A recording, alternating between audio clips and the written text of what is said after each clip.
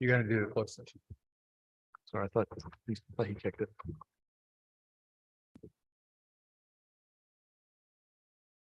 Mr. Clerk, we are reporting a closed session. 2 items. First item, 4.1. Thank you, Mr. Mayor. Yes, council reporting out of closed session. The first item is to receive the report and that confidential direction to staff be confirmed. Someone like to move that? Councillor Thompson, second. I can't see. Sorry, I can't see. Anyone put up their hand? On that? Oh, Councillor Weiss, thank you. Any comments, questions? Seeing none, recorded vote. Recorded vote has been requested for the first item of council reporting out of closed session. Councillor Gallo, how do you vote? Councillor Gallo votes yes. Councillor Gilliland is absent. Councillor Weiss? Yes. Councillor Weiss votes yes. Councillor Kim? Councillor Kim votes yes. Mayor Maracus? Yes. Councillor Gartner? Yeah. Councillor Gartner votes yes. And Councillor Thompson? Councillor Thompson votes yes. The motion carries. Mr. Clerk, 4.2. Council reporting out of closed session, item number 2. The motion is to receive the report and that confidential direction to staff be confirmed. A mover and a seconder. Someone like to move that? Councillor Kim, seconded by Councillor Gallo. Any comments or questions? Councillor Gardner. I'd just like to say that I'm completely opposed to this. Thank you. Thank you. Seeing none, others, recorded vote. Recorded vote has been requested for the second item of council reporting out of closed session. Councillor Thompson, how do you vote? Councillor Thompson votes yes. Councillor Gartner? No. Councillor Gartner votes no. Mayor Maracus? Yes. Councillor Gallo? Councillor Gallo votes yes. Councillor Gilliland is absent. Councillor Kim? Councillor Kim votes yes. And Councillor Weiss? Yes. Councillor Weiss votes yes. The motion carries. Confirming bylaw. Someone like to move that? Councillor Gallo, second. Councillor Kim. All those in favor? Opposed? That carries. Motion to adjourn. Councillor Gartner, Councillor Thompson. All those in favor? Opposed? That carries. Yep.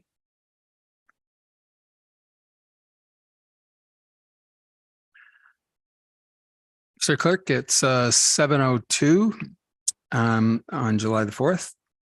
I'd like to call the meeting to order. First, I'll do the lands acknowledgement.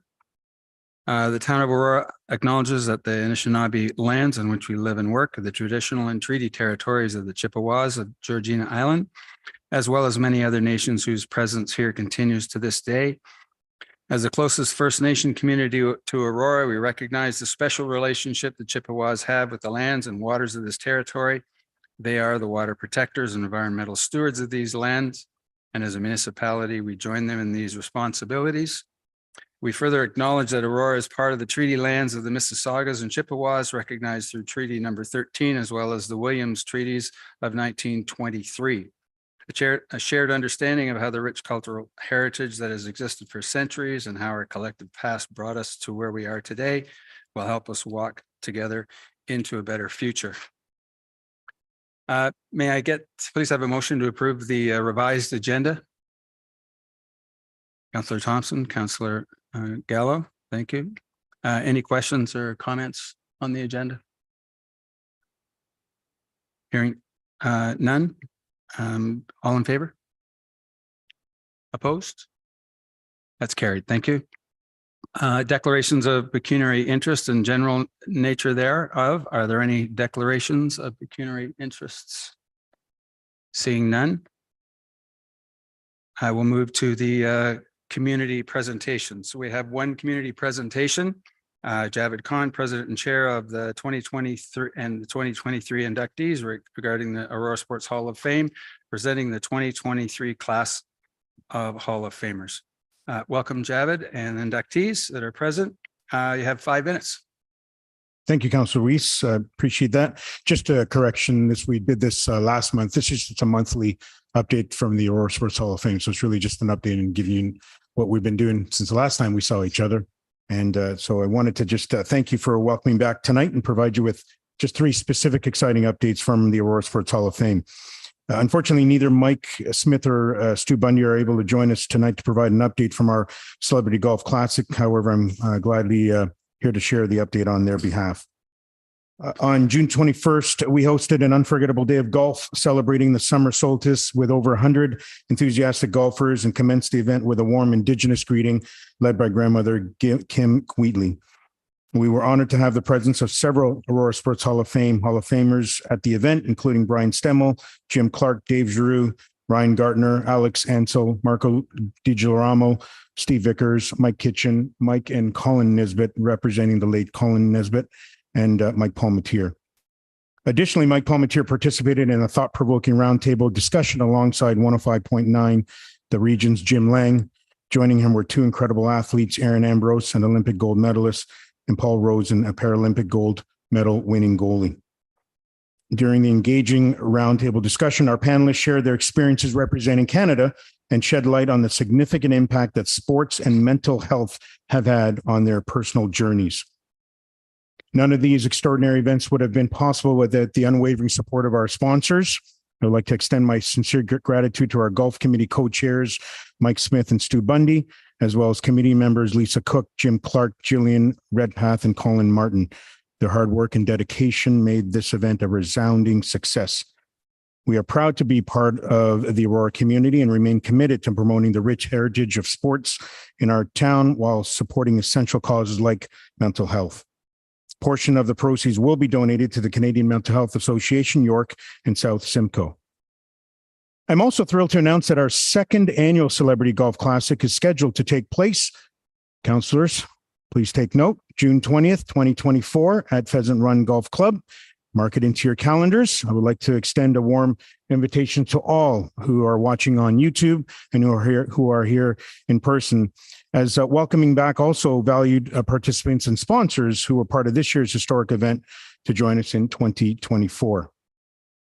I'm also excited to announce that the Aurora Sports Hall of Fame has been selected as a finalist for the prestigious Aurora Chamber of Commerce Nonprofit of the Year Award. This unexpected recognition comes as we approach our highly anticipated 10th anniversary celebration. We are honored to be among the distinguished finalists and eagerly anticipate the announcement of the winner at the upcoming Aurora Chamber of Commerce Business Excellence Award. The event will take place on October 18th at 5 p.m. at the Royal Venetian Mansion, and I'm sure it promises to be an evening filled with excitement and celebration. On behalf of the Aurora Sports Hall of Fame, I would like to express our heartfelt gratitude to all supporters and partners who have stood by our side throughout the years. Some have been with us since our inception, while others have joined us along our remarkable 10-year journey. Your unwavering support and commitment have played an integral role in our success. I would also like to extend a warm congratulations to Construct, Northridge Salvation Army, and York Region Food Network, who have also been selected as the other finalists in this category. We applaud their outstanding contribution to our community. As we eagerly await the announcement of the winner, we remain humbled to have reached this stage. The recognition is a testament to the hard work, dedication, and passion of our volunteers and supporters. We are immensely proud of the positive impact we have made in promoting the rich sport heritage and culture of Aurora. Thank you once again to everyone who have been part of our journey. Your belief in our mission has been instrumental in our continued growth and success. We look forward to celebrating with you and our fellow nominees at the upcoming event. And lastly, we just want to remind you we will be at the Aurora Farmers Market and Artisan Fair on Saturday, July the 22nd. It's an opportunity to provide valuable connection with members of our community, and we are particularly interested in discussing potential nominations for the next class of inductees. And we are hoping that at that point, we will have some of our 2023 inductees present. We look forward to engaging with the community, and we look forward to having everyone join us on July the 22nd at the Aurora Farmers Market. We continually thank the members of council and the wonderful staff at the town of Aurora for your ongoing support of the Aurora Sports Hall of Fame and providing me with the opportunity to share these updates with you tonight. Thank you, Javed. Can I get a motion to receive the presentation, please? Councillor Gartner, Mayor Maracus. Any questions?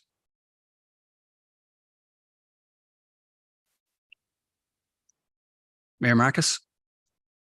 My name is Chair. Through you, Javed, thank you very much for coming this evening. It's always great to hear and get an update and hear what's going on in regards to the Aurora Sports Hall of Fame. You guys have been very busy and had some great things happen over the last little while. I just want to say good luck with the chamber. Hopefully, we'll see what happens. But as you mentioned, all were the recipients to be nominated. So looking forward to that event, as well as I'd say, like I say every week, I'm looking forward to seeing you guys around town. Thank you. Councillor Gartner. Congratulations on the success of the tournament. From what I remember, that was a beautiful day. Got lucky. And I just have to say, as I always say, nice to see you again.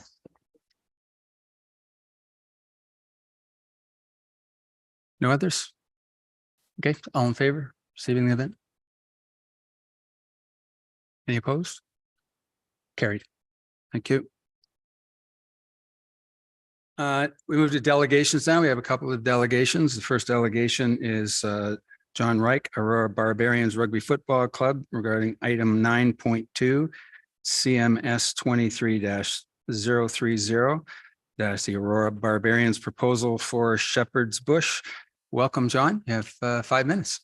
Thank you, Councillor Weiss. I want to thank the entire council for this opportunity to appear and address the report prepared by Community Services that speaks to the proposal that the Aurora Barbarians put forward to the town for consideration in January this year. That's item 9.2 on your agenda this evening. The club truly appreciates the consideration given to our proposal and the diligent work from the Community Services team led by Mr. John Furman. The report reflects an understanding of the needs of the club as we look for a new home within the confines of Aurora, and our willingness to work with the town to add inventory to the multi-use fields available to the community. The Community Services team valued both our opinions and our offer of a financial contribution for a facility that serves the club and the town. The options presented in the report cover a spectrum of possible solutions. And while our initial thought was to pursue option 1, which was the creation of a new turf field at Shepherd's Bush with an east-west orientation at the southern edge of the park, we appreciate the diligence of the Community Services team to investigate the needs of all the sport organizations that use the facility, in particular, or the youth soccer community. Option 2, which positions a turf field north to south at Shepherd's Bush, immediately north of the existing turf, is a superior solution and has the full support of the rugby club. The north-south orientation mitigates the effect of sun and wind that might influence a rugby game, and the importance of maintaining the 9v9 soccer fields is well understood by us, and we're delighted to see them preserved in option 2. Separately, the club was pleased to see a reference to the offer we have made to the town in the latest iteration of the town's Parks and Recreation Master Plan as an opportunity to co-fund upgrades to the inventory of multi-use fields for community use.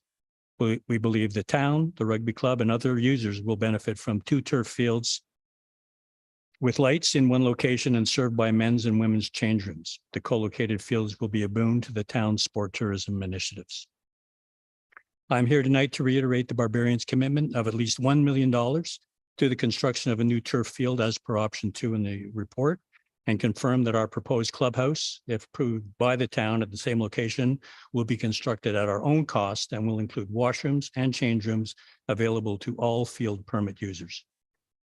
We're ready to enter into an agreement or memorandum of understanding to facilitate the inclusion of the construction of the new turf field into the town's 2024 capital budget. Again, I want to thank the Community Services team for its diligence and council for the opportunity to appear this evening. To provide some early indication of what this portends for the club, I invite any and all of you to join us this coming Sunday morning at 9 o'clock at Shepherd's Bush for our Minis Rugby Festival, where you will see close to 350 participants, boys and girls ranging in age from 5 to 12, playing their hearts out in non-contact and limited contact rugby, depending on the age group and skill level. We'll also be running a 3-team under 14 girls competition with 60 participants. I can only imagine this mini festival doubling in size once the second field has been built. Please come out and join us. Feel free, and thank you. Thanks, John. Appreciate it. Can I have a motion to receive and refer the comments to the delegation? Councillor Gallo, Councillor Thompson. Questions, comments by anybody?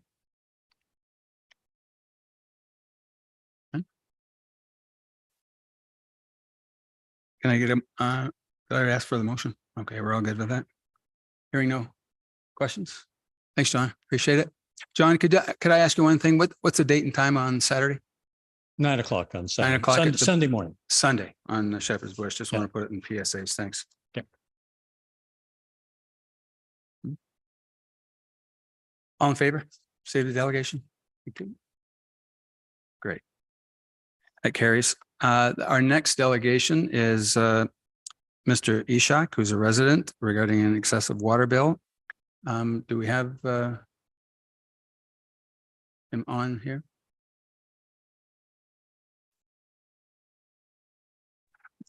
Like to Yes, hi. welcome Zeeshan. So you're welcome to start. You have 5 minutes for your delegation. Go ahead. Thank you. Thank you, Council, and thanks everyone. So I'm sure that the presentation has already been shared. I think I can also see it. It was also attached with the number of emails that were sent out to Town of Aurora, as well as to Mayor Tom and Councillor Ron Weiss. So today I'm appearing to basically obtain a relief from the council because of this excessive billing of $3,564.73. This bill was issued on May 24th. And the past bill for the previous 90 days, if you look at that, it's from November 22nd to February 22nd, issued on 22nd February 2023, was $292.07, so about $292. That was paid in February. Now, if you look at the prior history as a resident and then homeowner since 2006, I've never received bills higher than a couple of $100s, and all those documentation and the bills have been attached and presented to the clerk and to the council. I'm sure you guys have that as part of the supplement documents that you will see as evidence. There's no swimming pool, a sprinkler system, dishwasher, and washer.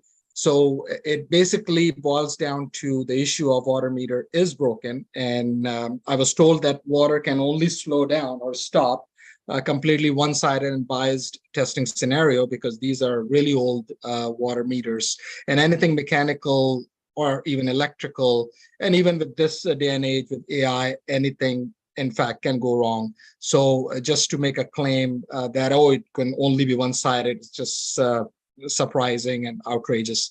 So what about if two digits were stuck and moved together? So that's one scenario. That's a question to consider for the council. Previous reading was at 8,957 cubic meter. And after 43 liters of water consumption, which is normal, it would display obviously from 8,957 to 9,000 mark. So, but after hitting another 1,000 from 8,000 to 9,000, two digits are opposite of 9, which is 6, can also be moved up. We don't know, but can happen.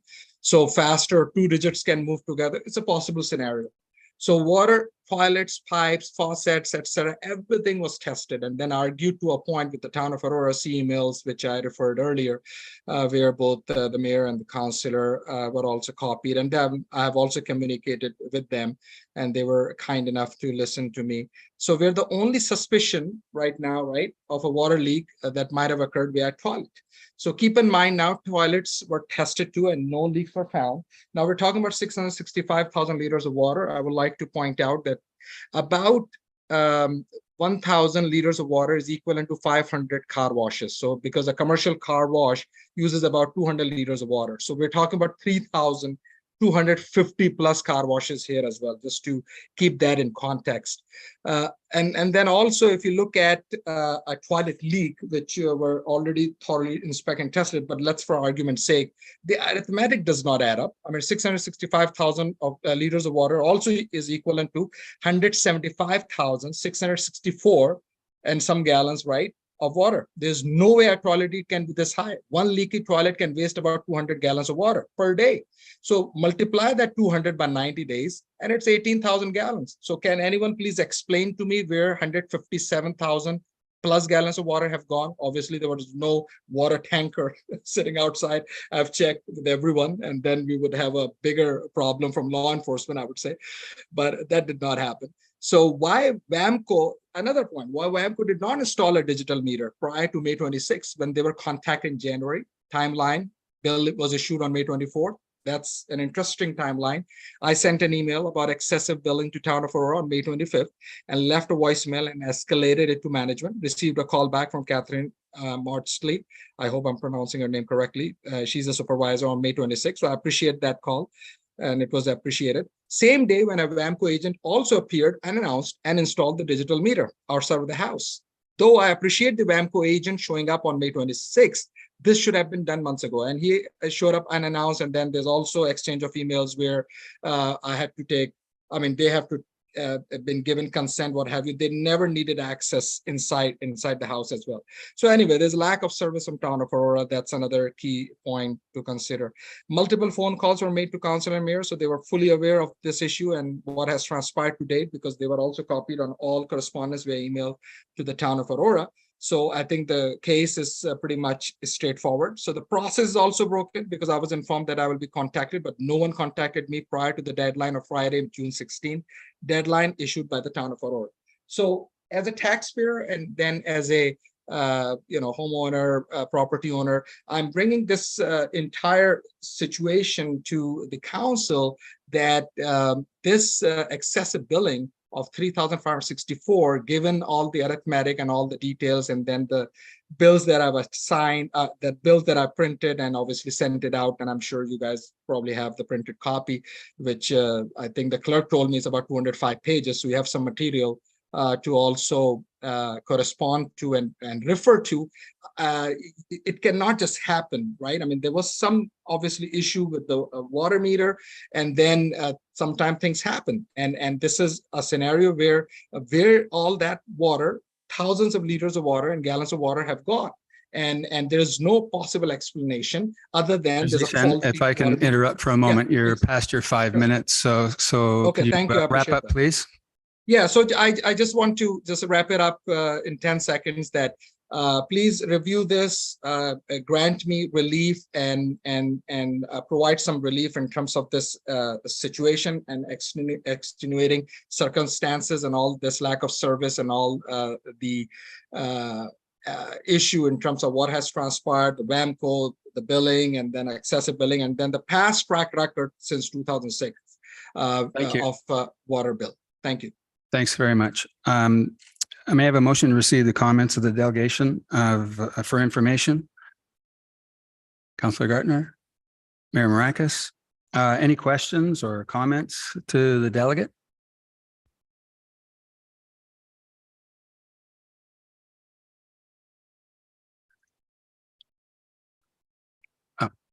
Councillor Gartner, thank you. I would just like to thank the delegate for such a complete background information. And, I hope that we'll refer this back to staff to see what we can do to help you. Thank you. I appreciate that, Councillor. Any others? Seeing them, none. All in favor? Opposed? Carried. Thank you. Now move to item 7, the consent agenda. May I have a motion to receive item 7.1 for information?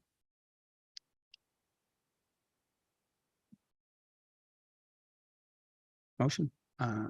Councillor Thompson, seconder. Councillor Gartner.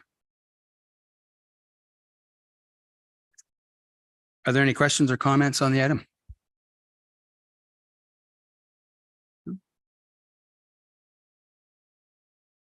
Hearing none. All in favor? Opposed? That's carried. Thank you. On to item 8, which is the advisory committee meeting minutes. May I have a motion to receive items 8.1 to 8.3 for information? Just a motion and seconder. Councillor Kim, moved by Councillor Kim, seconded by Councillor Gartner. Any questions or comments on the items?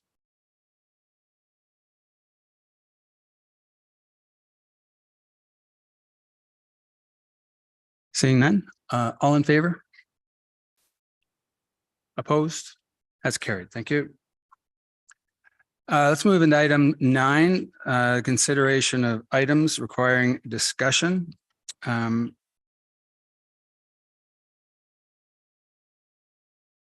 First up is the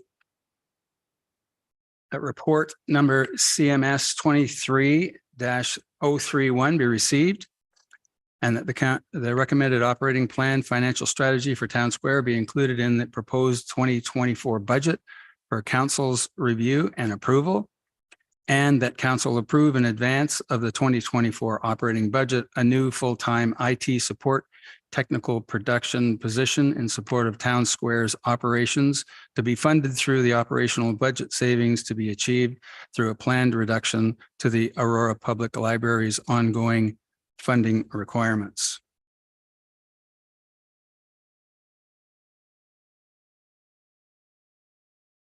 Can I get a motion? Mayor Marcus, seconder. Councillor Kim.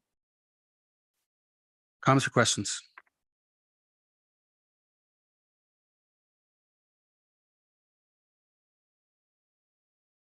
Councillor Thompson.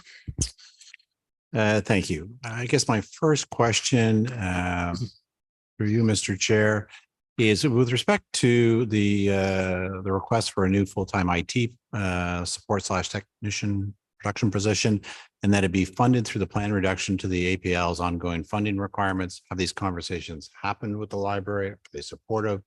And can you sort of expand on why that's going to benefit the library as well, so I understand? So perhaps through you to Mr. Rosny or Ms. McDougall. Ms. McDougall.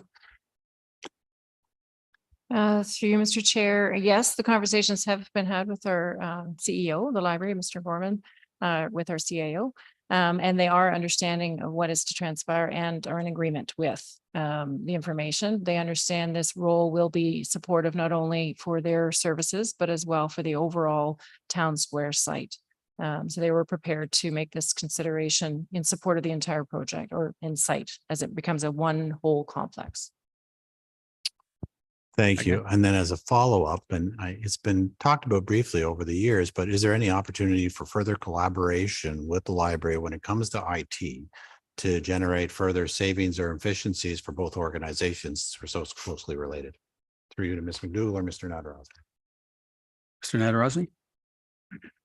Want to redirect? Sure. No, it's through you, Mr. Chair. So we have had other discussions with the library about how the whole facility will operate. So, for example, it's our expectation that while they still have some, they have a technical person that is centered on the equipment that the library has, the digital printers, some of the specialized equipment and the systems that the library uses, that ultimately there'll be a sharing. So if there was a need for a bit of support in one of the rooms, then that person would provide that support if we didn't have staff there. So obviously we'll see as things go and as we come up to full speed with the facility and see what the tenants, what the tenants are, or not tenants, but the renters or users of the property are and what their needs are from a technical perspective. But we expect it'll be an ongoing adjustment to make sure that we cover technically what we have to in the building for the users that use any of the facilities. Thank you. And just an additional comment. So this report was brought before the Finance Advisory Committee, and we just approved the minutes. And in the minutes, you'll note that there were a number of comments made by the members of the committee and for myself. I was looking for further information to compare the operational and business plan that was conducted by Intercom, our consultants, in 2019, I think it was, to what was included now. And there were a number of different numbers associated with that 3-year business plan versus now. And I still don't see in today's report the dotted line connection between those two. And I think as we move forward, especially as we go forward towards the 2024 operating budget, I still want to be able to draw those correlations or understand it better. Like, for example, while the scope I understand has changed a little bit, originally in that business plan, it talked about what the overall expenditure for operating the 3 entities would be, and it was pegged at $2.6 million. Now in this particular update, Town Square alone is $2 million. And so I'm still struggling to see where those changes are and to understand them, not just for the staffing requests, but the differences in revenues and expenditures and the bigger picture. So I hope as we enter into the budget season in the fall, and we get some more clarification around the cultural center's requests, as well as being able to look at the museum and archives and all those pieces together. I do certainly want to circle back to that original intercom thing and understand, because while the scope has changed, so have some of our decisions, but those decisions were based on what we felt were the best needs going forward in terms of the model that would suit the square best and provide for the best opportunities for success. But I still want to see how those numbers have grown or changed over time, so at least I can connect the dots. And that was my comments then, and I'm still looking for that information. I'm happy to take it offline between now and budget and have further conversations with Ms. McDougall and Mr. Rose, or it can come back to Finance Advisory Committee and we can do it collectively, but that's still a missing piece of information for me.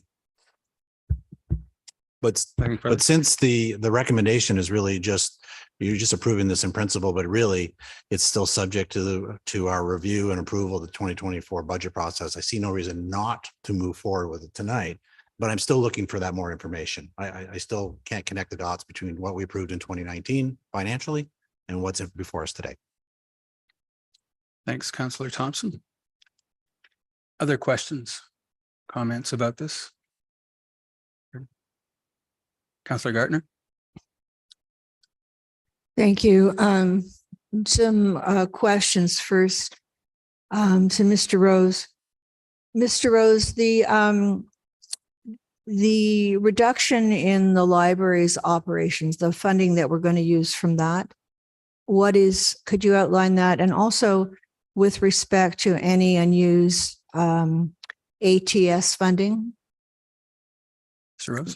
What remains? Sure. Through you, Mr. Chair.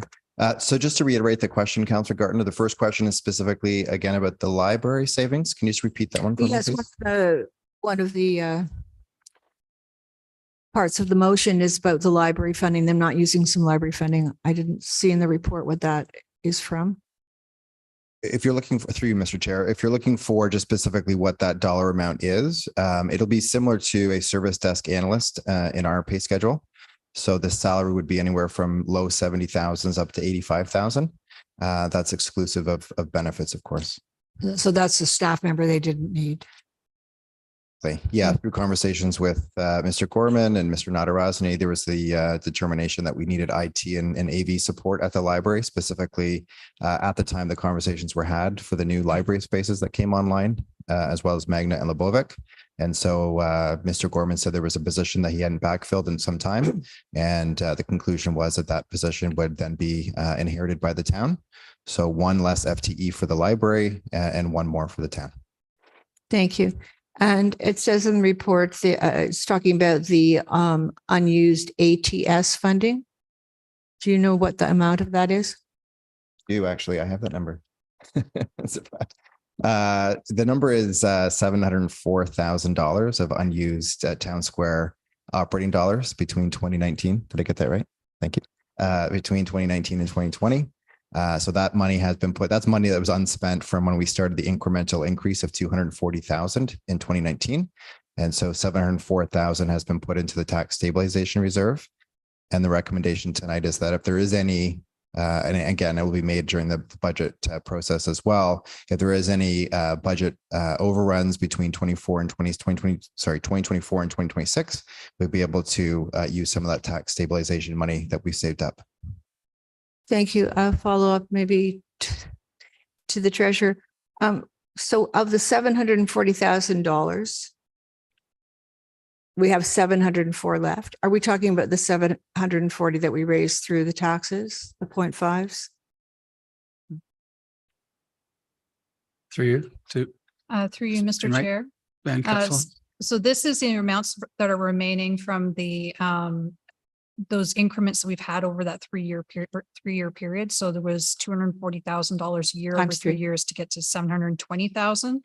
So over that period of time between 2019 and 2021, we have 704,000. So I know that at the time that we approved this, we didn't know that the cultural center would have to be closed So is the money that's been used, the $36,000, has that been used to help the cultural center, or what has that been used for? Ms. McDougall? Through you, Mr. Chair. First, just to go back, 2019, there was 240,000 put in. So that 240 is still there. In 2020, another 240 was put in. So now we're at 480. So each for the 3 years, it kept growing until the third year, we were at a total of 720. So so as far as what's left, the 704 is a total of what's remaining after expenditures have been paid over the last 3 years, including our own staff and ACC's displacement costs while they were not yet 22 Church Street. So that's all been covered already. Thank you. I should have said 16. So $16,000 is all we've used out of that 720,000 total? Ms. McDougall? I'll leave it. Mrs. Van Kessel? Wainwright Van Kessel? Through you, Mr. Chair. So in the first year it's 240. The second year would be 480,000 and the third year is 720. Right. So it's about 1.48 million in total over those 3 years. Right. So how much have we actually used with respect to us not knowing about the cultural center not being able to operate? Do you have any idea? Ms. Wainwright Van Kessel? Through you, Mr. Chair. So specific to the cultural center, we would have to look up that information and get back to you. But of the 1.48 million, there's 704,000 remaining. So it's just a little less than half. Thank you. Excuse me, to the CAO as well. He has an additional add-on. Yeah, Through you, Mr. Chair. So the costs related to the ACC operating offsite during the construction period, they were budgeted differently, but then COVID hit and everything. So, I mean, there's nothing that went according to plan, of course. So they actually underspent from what we had allowed because of the change in activity level during COVID. But I believe in 2021, they drew about 13,000. And in 2022, they drew about 154,000 of costs related to being offsite and to stage their events and so on. And they right now in the budget that was approved, they were allowed up to $175,600 in this current year. So that's what's in the budget or in the past for the costs related to them being offsite. thank you. Okay, so I feel like I'm in the twilight zone here. Would you repeat that? I thought we did a 0.5 increase over 3 years. And the total of that? Ms. Wainwright Van Kessel? Through you, Mr. Chair. So in the first year, I mean, it's 240,000, which is your 0.5 increase. We increased that by another 240,000 in the next year, which is 480,000. So over those 2 years, that's a total of 720,000. Then we increased it by another 240,000 in the third year. So in third year, we would get 720,000 in addition to the 720 we received over the past 2 years. So that's 1.48 million over 3 years that we levied for. thank you. Councillor? Thank you. To you, Mr. Rose.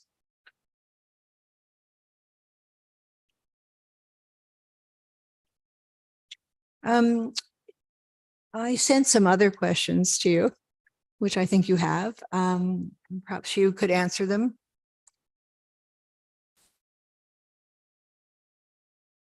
Oh, there we go. Through you, Mr. Chair. So the other question you had, I believe, was specific to do with the management.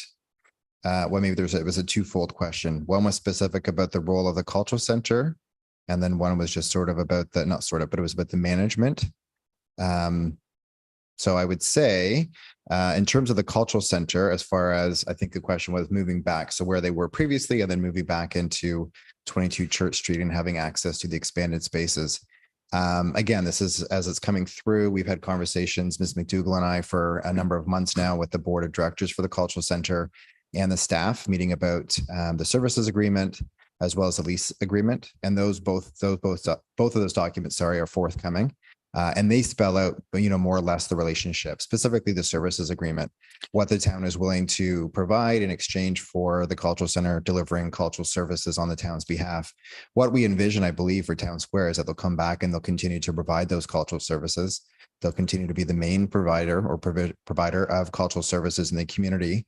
With the expansion into the new spaces, such as the performance hall and the visual art studio, there's an opportunity for them to expand. So to go from the art activity room, as an example, in the basement of 22 Church Street, and then now use the visual art studio, which has a greater capacity, greater, equipment to do the programming, and the performance hall. So they're moving from Brevic Hall, which is 150 seats, to 250 seats, but they're also retaining Brevic Hall as an option for other performances as well.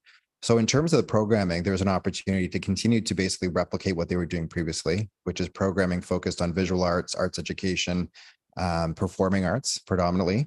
The town will complement that programming by trying to find a niche that doesn't compete. And we've had lots of principles on that. But as far as the management's concerned, once we move back in the space, and ever since we had the adoption of the hybrid model, we started a number of different working groups, which was specifically about how we were going to manage programming, IT. I forget the last one. There was three working groups. And so we continue to meet with the board and the staff and figure out the management of the space since we move back in there. And that will continue to happen as well. We're focused mostly right now on the programming piece. So what does 2024 look like from a programming perspective?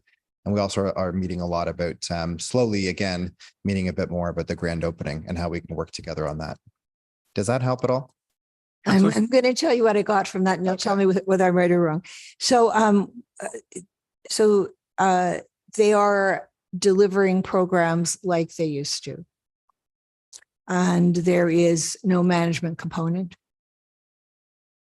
They have no management component in ATS. Mr. Rose?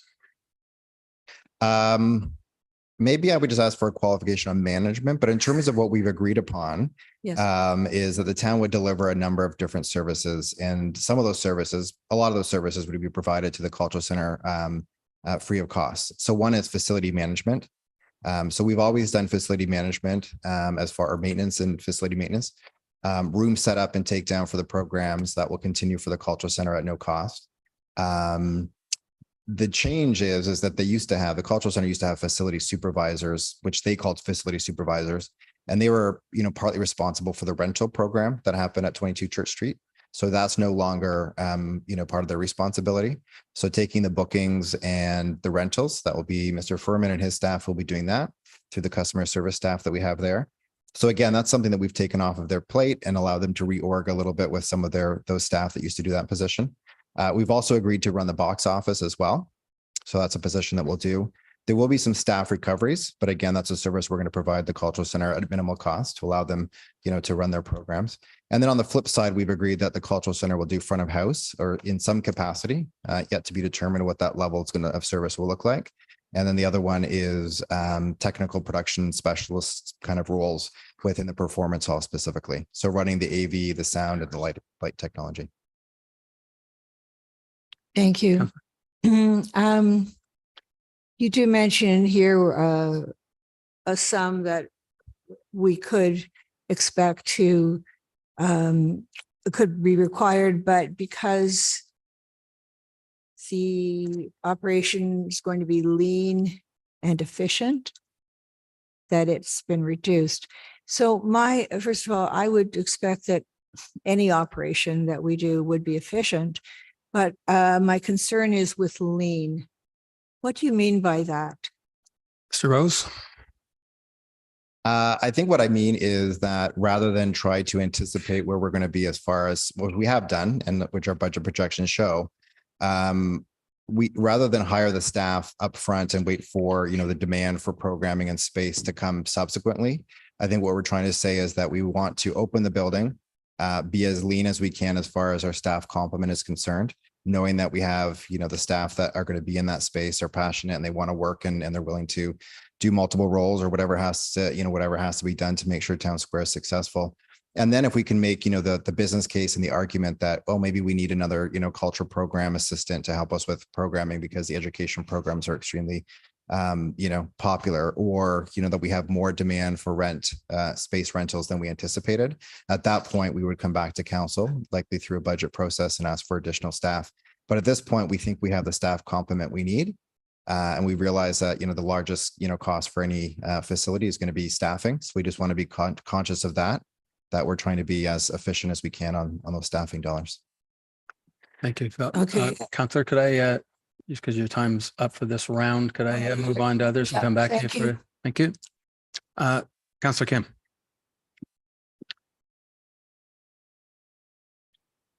Thank you, Mr. Chair. I recall back in 2019, in the discussions that we had, we got together in groups and spoke with our CAO. And we had, I specifically remember mentioning that we should have a budget proposal based on conservative, modest and liberal ranges. And so, I'm a little bit perplexed at how far off that we are from those liberal estimates that we had back in 2019. And certainly, we did change our model from MSB to the hybrid not-for-profit model. And I'm just wondering whether that structural change could result in this large difference. I'm happy for that timeline and the budget line to be scrutinized at the FAC, where it's appropriately should be. And the reason why I'm wondering about what happened there was it's just because if we say that we went from an MSP model where it's 100% ownership of the town, we take ownership of all the costs associated, and at the same time we take 100% of the revenues. But on the flip side, if we have the hybrid model, we certainly lose out on some of the revenues, but we certainly get assistance in terms of the labor and staffing from our cultural partners. So there are pros and cons. I don't know the exact percentages, in terms of the benefits and the costs, but certainly I'd like to, see that explained, through FAC and bring it to council with, with a better explanation and clarity there.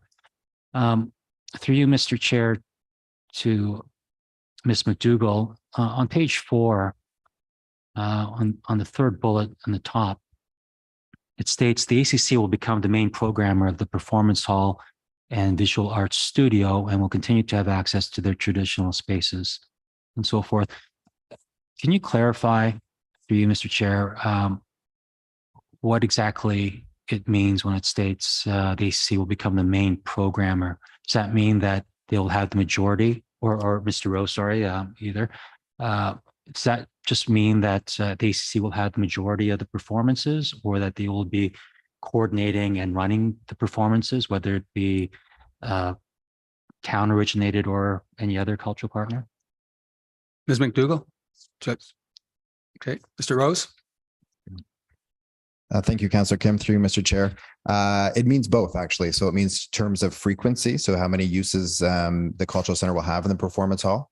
So they'll have anywhere from 20 plus performances in that space over the course of 2024 or the first year. And so just in terms of how many, which user group is going to use it the most. So that's what the main programmer means. As far as working with other user groups in that space, if they do take on the front of house, as well as the predominantly actually the technical production side of things, which is setting the light plot and running the sound and working with the user groups to make sure from a technical perspective, their show runs smoothly. The Cultural Center will likely be that main point of contact as well for that. So pretty much anything that's happening in the performance hall will have some input from the Cultural Center, either from a programming side as far as them running the program or them helping with the technical production piece. Councillor. Thank you. And through you, Mr. Chair. So Mrs. Ann Haynes and ACC, they're fully aware of what's expected of them? Mr. Rose? Sure. Through you, Mr. Chair. I think the negotiations are ongoing. As I mentioned, we have the services agreement that we're working on, and it's forthcoming. But we've spent many hours working with them, trying to figure out, the roles, responsibilities, assumptions for use. We've also always said that, it's going to take us getting into that space and having a year there to work together, sort of as, co-tenants in that space to figure out exactly, where we need to smooth things out. But I think we're all on the same page as right now, in terms of those sort of delineation of duties as far as front of house versus, facility maintenance versus. So I think we've got a pretty good understanding in that regard. Okay. Councillor. Thank you. Councillor Gallo. Thank you. I wanted to start off just clarifying the business plan and the financial strategy. It says that initially we were going to operate under a municipal services board. And someone please correct me, because I don't remember making that decision. I remember, and I'm sure someone will correct me, that we had options on how we were going to proceed way back. And maybe this is referring to something previous to when it came to council, and council had options. Almost unanimously, I think that municipal services board was not a go, and I don't think we definitely, I don't remember ever approving that. We had the hybrid model, which we ended up going with. So maybe some clarity around that, if this reference is prior to council weighing in on which direction we want to go with. Mr. Nadarasi. Thank you, through you, Mr. Chair. So I'll just take us all the way back to when council of the day was contemplating whether or not to even do Town Square. And at that time, there was some of the design had been done, but not all the design. They pretty much settled on the square itself. They pretty much settled on an expansion of the Church Street School. And the idea was that we really needed to test the appetite of council of the day and the community to agree to an increase in operating costs, because the capital that we seem to have that at the time everybody seemed to have their head around, there had been no discussion about what the operating impact might be. So for the purposes of that analysis, the business plan that was done then assumed, just for a point of reference, that everything that was operating on that site once it was all completed would be one manager, one organization, all decisions made about it by one organization. And there are models like that called these municipal service corporations. So they're not directly town staff, they're separate, which was the part of what sort of compensate for the fact that we had a separate entity already in the town, the cultural center, delivering cultural services on behalf of the town. So this was in order to put everything into one model. And so that 720 was the net projected difference in the cost to run the facility under that municipal service corporation model. So it was on that basis that council agreed that they would, again, council of the day agreed that 720 a year would be the minimum amount that would have to be put in to keep a facility this size operating. Shortly thereafter, after the actual project got its formal go ahead and was proceeding to be built, one of the very first decisions that council made was to abandon that model, the municipal service corporation model, in favor of one that had the town running the building, doing facilities like they are right now for the cultural services center, or for the cultural center, and maintaining the Aurora Cultural Center to provide the cultural services mandate. So that decision then was just to get that off the table so that we knew we weren't dealing with the municipal services corporation, but that's really as far as we got in. Shortly thereafter, we came back with one on the technology piece, and council agreed that the library would forego one person and that the tech would be universal for all, the library and the facility and the cultural center. So there's been a couple of incremental small decisions along the way, but that's how the 720 came to be. That's how the first decision was made, that it wouldn't be a municipal service corporation.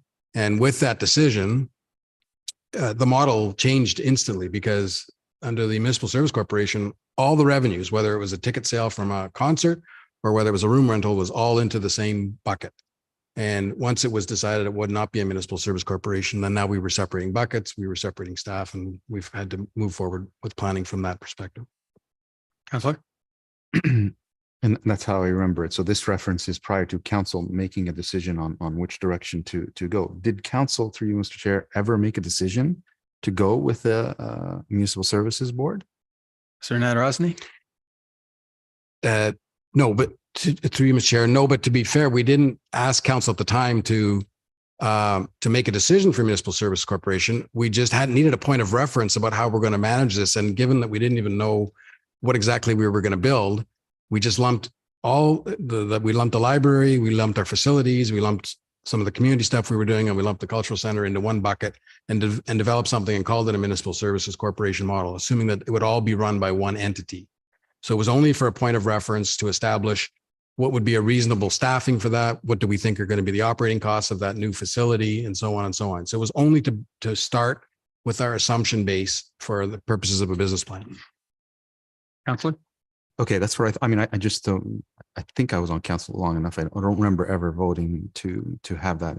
And you're refreshing my memory on where that came from as a start, and then it changed, and it changed a long time ago. And in fact, when it was changed, the cost of operations also changed, and were less expensive as a result of the current model. Which, to be quite honest, I'm still unsure of what it is, because I don't think anything has come to council on how this place is going to operate. Am I off on that? Did I miss something in terms of, has council made an official decision on the full extent of the cultural services agreement with the cultural center, the museum's role, and the library's role? Mr. Nadarosny?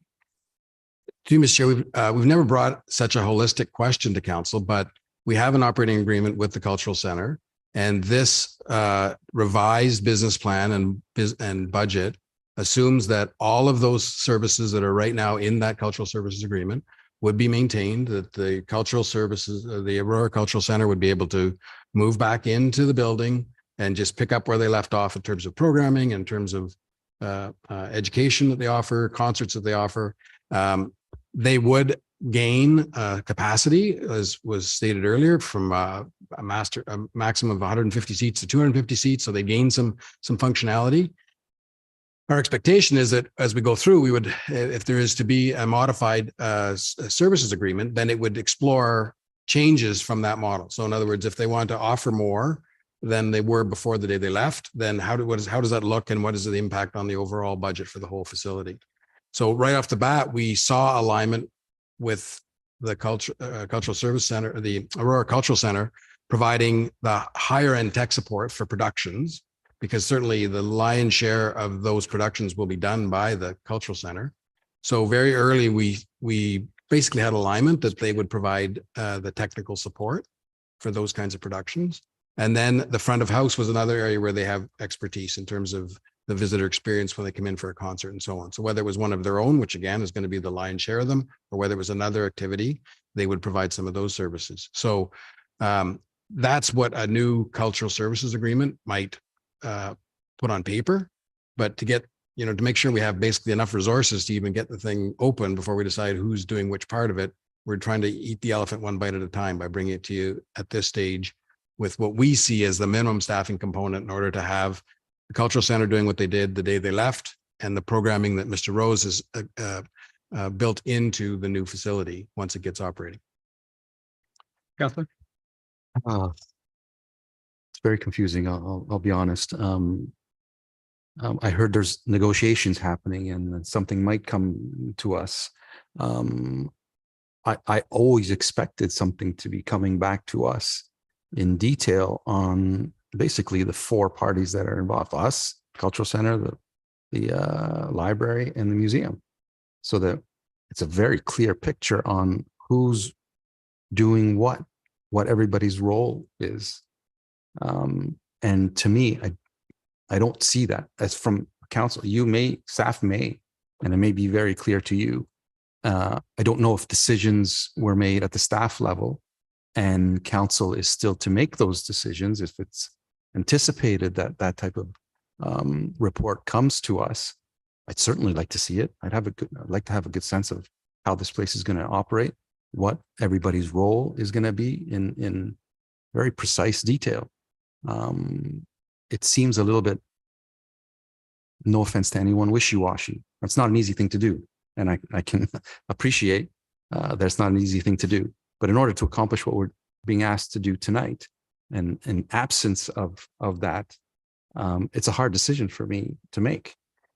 In terms of staffing, did the original business model contemplate 1, 2, 3, 4, 5, 6, 7, 8, 9, 10 full-time people and a part-time person? Are we've already approved 5 of them, 1, 2, 3, 4, 5, 6, 5 of them. Is the other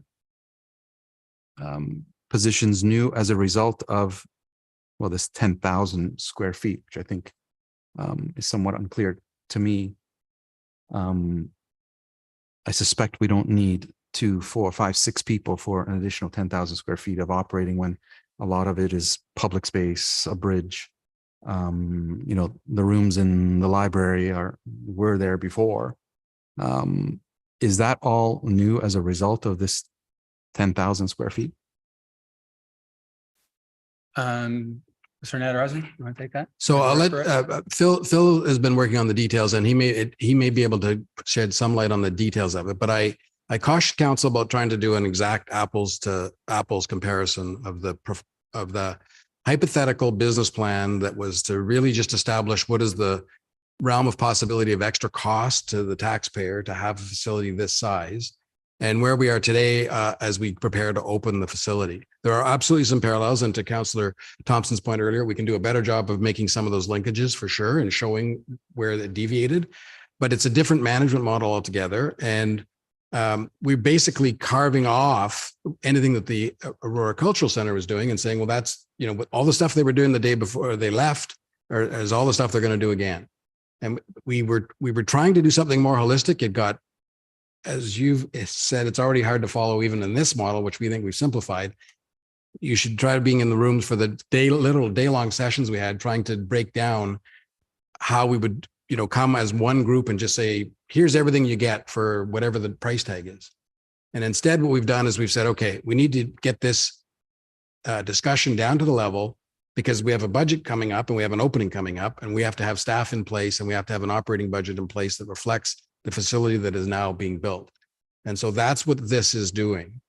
So I'm not trying to sidestep the comparison you're looking for, but I just caution you to put too much leverage on that apples to apples comparison between what was a hypothetical model to give you an order of magnitude of what you could expect to be a burden on the tax bill for now and forever, versus today on the eve of opening when we know what we've got and we're 5 years later and we also aren't even following the same governance model. So, but Phil may have some of the, I don't know to what extent you can offer comparisons in the numbers of the two plans. Mr. Rose? Staffing. Sure. Through Mr. Mayor, through Mr. Chair, I should say. The one thing I would say is just similar to the financials that were put together for the business plan that was approved in March of 2019. The staffing model was also that was presented, and I don't have it in front of me, but it's one of the last pages of the business plan. What it showed at that point, I forget the exact number of staff, but it was actually only showing the additional staff we would need with the MSB model, with the understanding that the cultural center would continue to retain their staff, the museum would retain their existing org charter staff complement, and then there would be addition of, it was more than 6 staff, I believe. And I think the staff where there was like a manager type of position, there was definitely a communications person, and then some programming staff on top of that. So again, we didn't do we haven't done the full comparison because of course now that they're separated. But what we have approval for so far to date from council is probably similar in the number of staff complement that was presented in the business plan, but I can certainly come back with a more fulsome analysis of that. Councillor. I see my time is at 5:24, but You've got 10. Sorry? You have 10. First time through. I have 10 minutes, but we stopped, Councillor. You had 10 minutes in your first time through on GCs. Okay. would this be the first time that I'm seeing in any detail these new positions? Through Mr. Nadarozny, do you want to refer that to Mr. Rose? Mr. Rose? Yeah, sorry, through Mr. Chair to Councillor Gallo. There have been 2 staffing reports that have come forward so far from Ms. McDougall. And they presented, the first one was actually specifically about my position, which was moved from a contract position to a full-time position and renamed Manager of Cultural Services. And there was also a communications position that was made from a contract to a full-time. In addition to that, there was a second report that came forward, which did talk about some of the facility operating staff and the maintenance staff, as well as the customer service staff that was needed. Actually, there was 3. There was customer service, facility maintenance, and that technical production. So that report laid out the need for customer service staff, facility staff, as well as that, again, that person to help with the sound and light in the performance hall. So those are the 2 reports that came forward, and approvals were granted, I think, at that time, but I can't remember exactly the FTEs that were approved through those 2 reports. Councillor. And that would have been helpful to connect all those dots. You know, I'll now go back to those reports and I'll look, you know, were there 2, 4, 5, 6 positions there, as well as the ones that are currently approved. If this is the first time I'm seeing this, I hope you'll appreciate that I'm being asked to at least approve a financial strategy. Clearly, they would go to budget, and this is, you know, we're not approving all of these staff tonight or next week, other than perhaps the IT one. I'm just there's some pieces missing for me. Generally, the whole picture of how this thing's going to operate and who's doing what, to me, is missing. And 4 years have passed since that original business plan was made. Surely, in the last 4 years, someone could have updated council. We changed the model.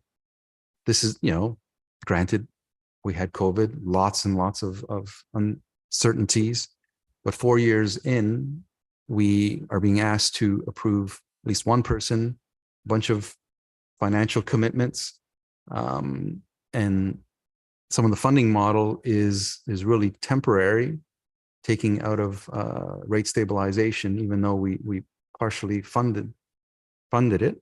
And that leads me actually to a question about the 704,000 through you, Mr. Chair. Was the balance in that account, the 704,000, were these anticipated to be paid from that account? Ms. Wainwright, Van Kessel. Ms. McDougall. Sorry, Mr. Chair. I'll just been passed along. Mr. Nadarozny. So the 704 is only being suggested because the full staffing complement would run us over 300 and change. And in order to phase that to the comment earlier about lean and growing into it, we want to know that we have that budget room or that staffing room. And if to grow into the budget, we were allowing to phase it over 3 years. And so that phasing would come in, you know, 100,000 a year in essence over each of the next 3 years. And to recover those costs, we would draw on those surplus funds. So it was never part of the overall plan for the 720. The 720 was to build and to give us resources to deal with whatever expenses we had as we got to this point, which is what many reports we've brought back to you. We partially funded positions early, got people engaged early before the opening. So that's what the 720 was. That's why it was established then and why it's been accruing. And the 704 is just the unspent portion of that. It would have been less, as I mentioned earlier. We anticipated higher costs for the cultural center to relocate, but through COVID, they didn't draw on it to the extent they did. So it's a little higher than it might have otherwise been. So it's just a mechanism that we're suggesting to phase that $300,000 increased cost from 720 to a little over $1 million over 3 years, as opposed to hitting it all 1 year in the tax base. I appreciate that, and I get that. I was just trying to establish whether or not this was an anticipated draw from that account because we planned for it. It's a surplus because we really didn't know, and there was some savings, and now there's $700,000 in there, and naturally we would want to use it for this purpose. But it wasn't something we had planned to do.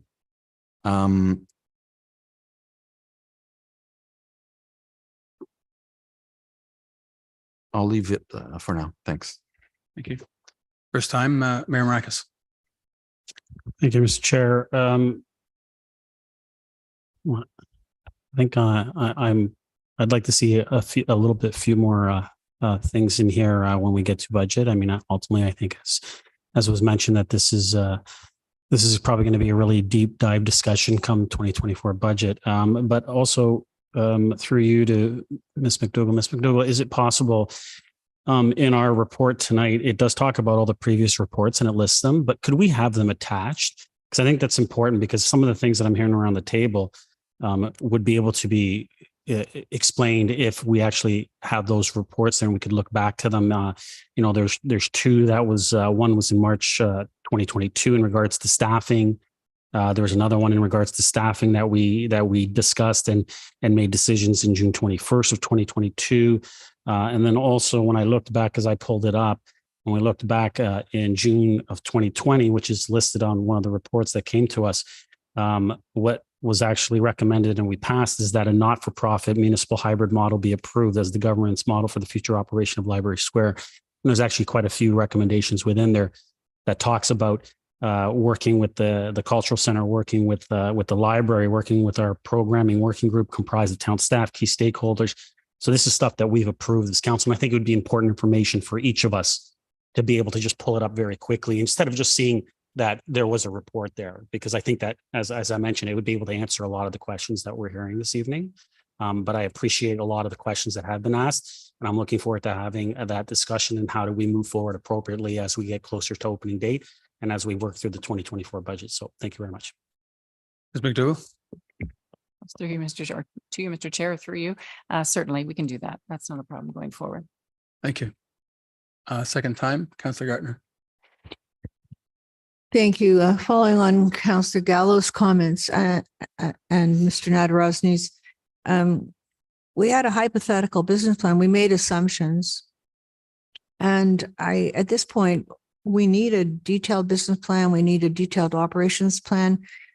And to Mr. Rose and to our treasurer, if I look at attachment 2, it says net operating requirement, and then got the shortfall, and then we're deducting $720,000 from the earmarked funds, but we don't have $720,000. We have $704,000. Thank you. Ms. Wainwright Van Kessel.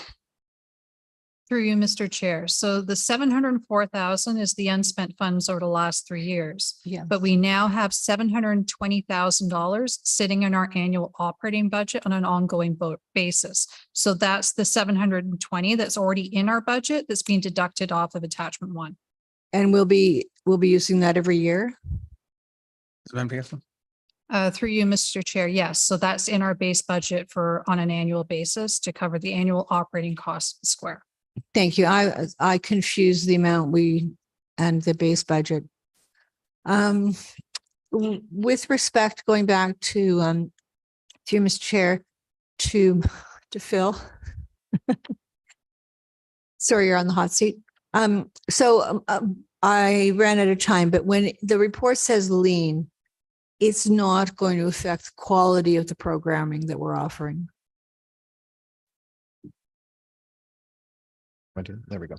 Mr. Rose. Thank you, through Mr. Chair. No, it will not Thank you. impact the quality. No. Thank you. With respect to the library improvements, the 2 program rooms and the boardroom, I guess through you, Mr. Chair, to I'm not sure who. Those are town-owned rooms that we will be renting out.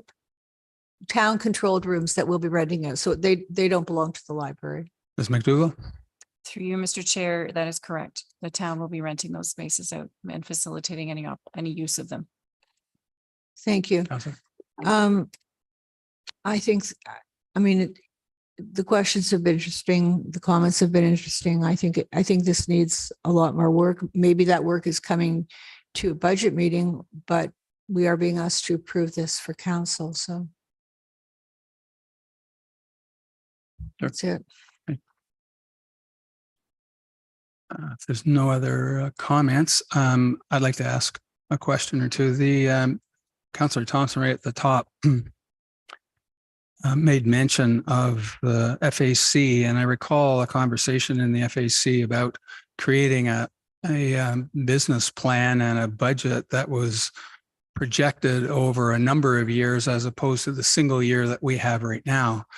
And hopefully that the information that would be in there would be a little more prospective, looking at year 2, year 3, year 4. And I didn't see this in the material that we had. And I wonder if that also is available to us so that prior to council next Tuesday, we would have some of these bits of information that are so critical to us approving something. I wonder if we could have that in the package along with what the mayor suggested of the history.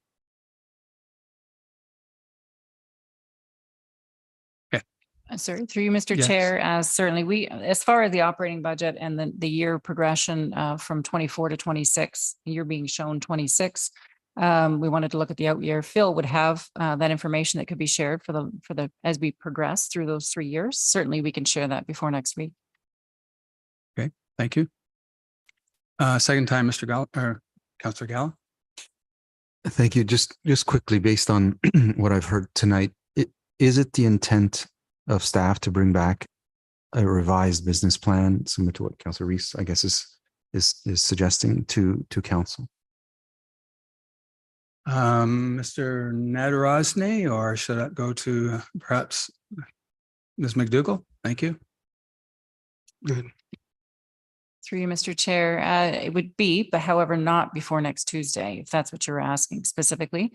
We certainly would look to bring before budget more information about the operating budget and operating plan for this facility, that a little more comprehensive, and certainly addressing some of the questions and concerns that have been raised tonight prior to your budgetary decisions in the fall. Councillor. And is it the intent of staff to bring back the cultural services agreements once the various parties have nailed it down? Is the intent of staff to come back to council for approval? Mr. Nadarozny. Through you, Mr. Chair. Certainly, if the operating parameters for the cultural center change, then we would reflect that in a new operating agreement, cultural services agreement with them. Again, we've needed to have a point of reference to move this process forward. And so the point of reference for this report is that everything that they have been mandated to provide on behalf of the town and the cultural services spectrum can be done with this budget exists for the town square. In other words, we can keep it clean, we can keep it lit and heated and all those other things. So once we deviate or start to change from the cultural center doing what they did the day they left, and we want to expand those services, and there's two paths to go for them to expand their offering. One is it's just an incremental service level increase in the cultural services spectrum where they would suggest, here's how we could use this facility more at what cost. Or the other is, well, here's something that we could do within this operating budget that we think should be done by the cultural center. And we are open to that. As I mentioned, two of the things in this budget include the tech piece and the front of house piece. And we're prepared to move that for sure to the cultural center to provide those services. So that would come out of this budget and go to them. That would still require a change to the agreement with them. So that's what we're trying to wrestle with. We tried to do it all holistically and get everything on the table at once. And quite frankly, the budget impacts were too big. They were way too big. And we just couldn't wrestle it down to something that we felt would be palatable for council and the community.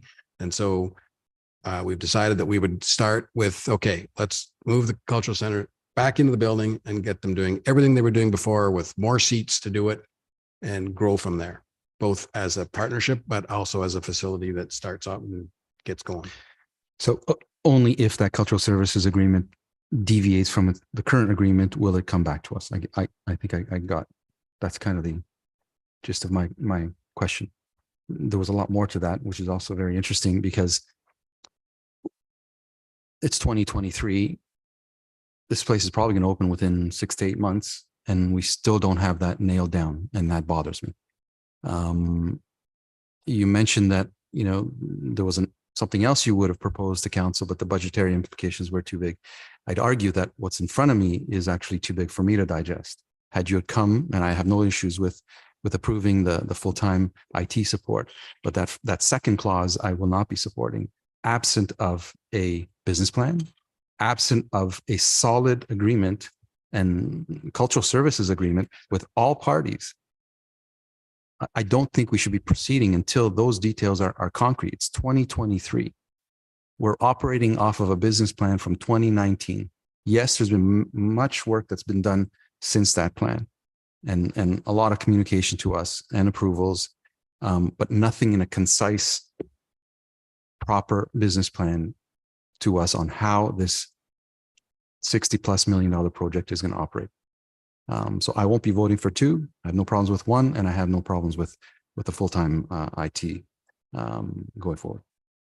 So Councillor Gallo, are you asking to split the clauses prior to the vote?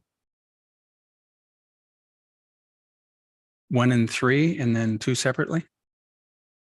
That works for you? Clerk, do we have that?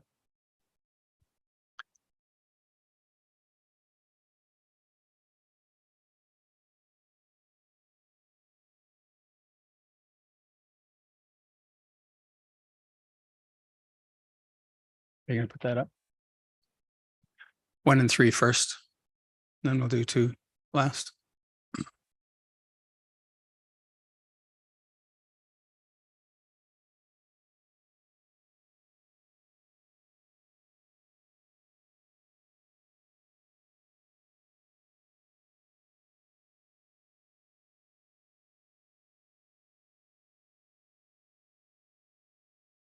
Okay, no more questions and comments then. So let me call the vote for number 1, that report number CMS 23-031 be received, and that council approve in advance of the 2024 operating budget a new full-time IT support technical production position in support of Town Square's operations to be funded through operational budget savings to be achieved through a plan reduction to the Aurora Public Library's ongoing funding requirements. Let me call the vote. All in favor? Opposed? You're in favor. Councillor Gallo says he's in favor. That carries. Second question.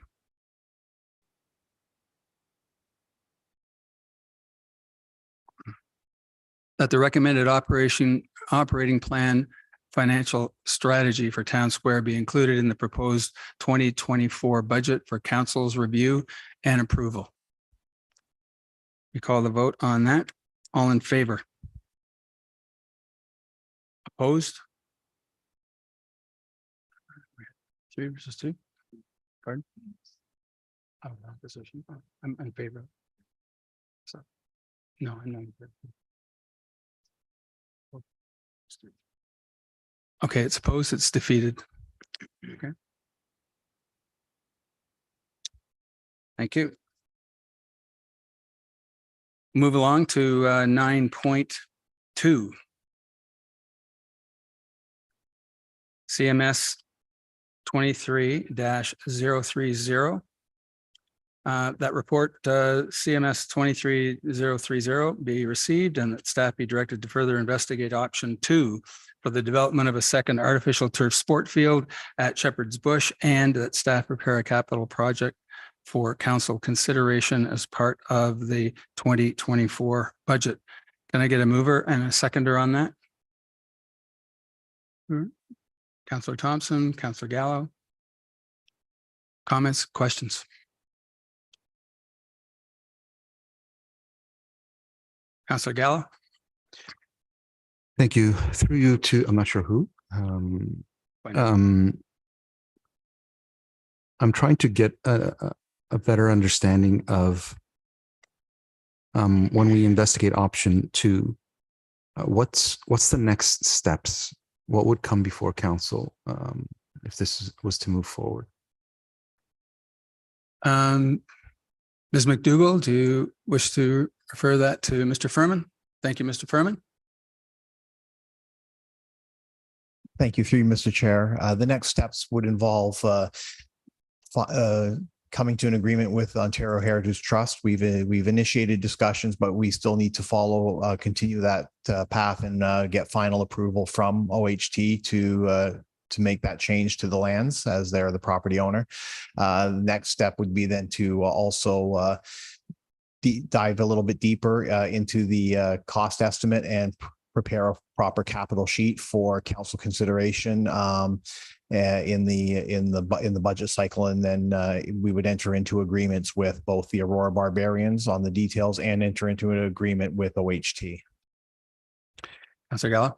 Thank you. And the agreements with the Barbarians, or generally, how much will there be any expenses to get to the point where, let's say, it comes to budget sheets, we have a number, council approves that. I'm trying to understand at what point do we nail down an agreement with the Barbarians and make sure, obviously, we can build on the lands. Do we start designing and really spending some money? And what does that agreement look like in your view, through Mr. Chair? The reason I'm saying it, because, and no disrespect to anyone, and I really want this to happen because I think it's a fantastic deal for everyone, you guys and us. I'm being cautious from where I sit, because I don't want to be put in a position where we approve a budget, we're out going forward, we start spending money, and then things break down. I don't know what their financial position is. I don't know, do they have cash in the bank? I don't know any of those things. Those are details that staff would have to figure out in terms of the agreement. But should something go sideways, once again, it will be on the taxpayers for us to make a decision. We've spent money. For whatever reason, a partnership may not continue, and now we're on the hook and we have to make a decision. I don't want to be put in that position. I want to be assured that the agreements are solid, that they will move forward, and that there are commitments made that to finish this project. Maybe a sense of a timeline when some of that stuff would happen. If you know, and if you don't, I understand. Mr. Furman. Through you, Mr. Chair. Yes, we can negotiate the details of those agreements and have them finalized prior to bringing the capital sheet forward to council through the capital budget process, so that we could have a signed agreement in place, subject to council's approval of the project. At which point, if once council approves the project, we've already got those agreements in place, and we wouldn't be spending any money until after the capital project was approved by council anyway. Okay. Councillor Gallo. Those are my thoughts. I just wanted to, make sure it was clear on where I stand. I support it. I just want to be done properly. Thank you. Councillor Thompson.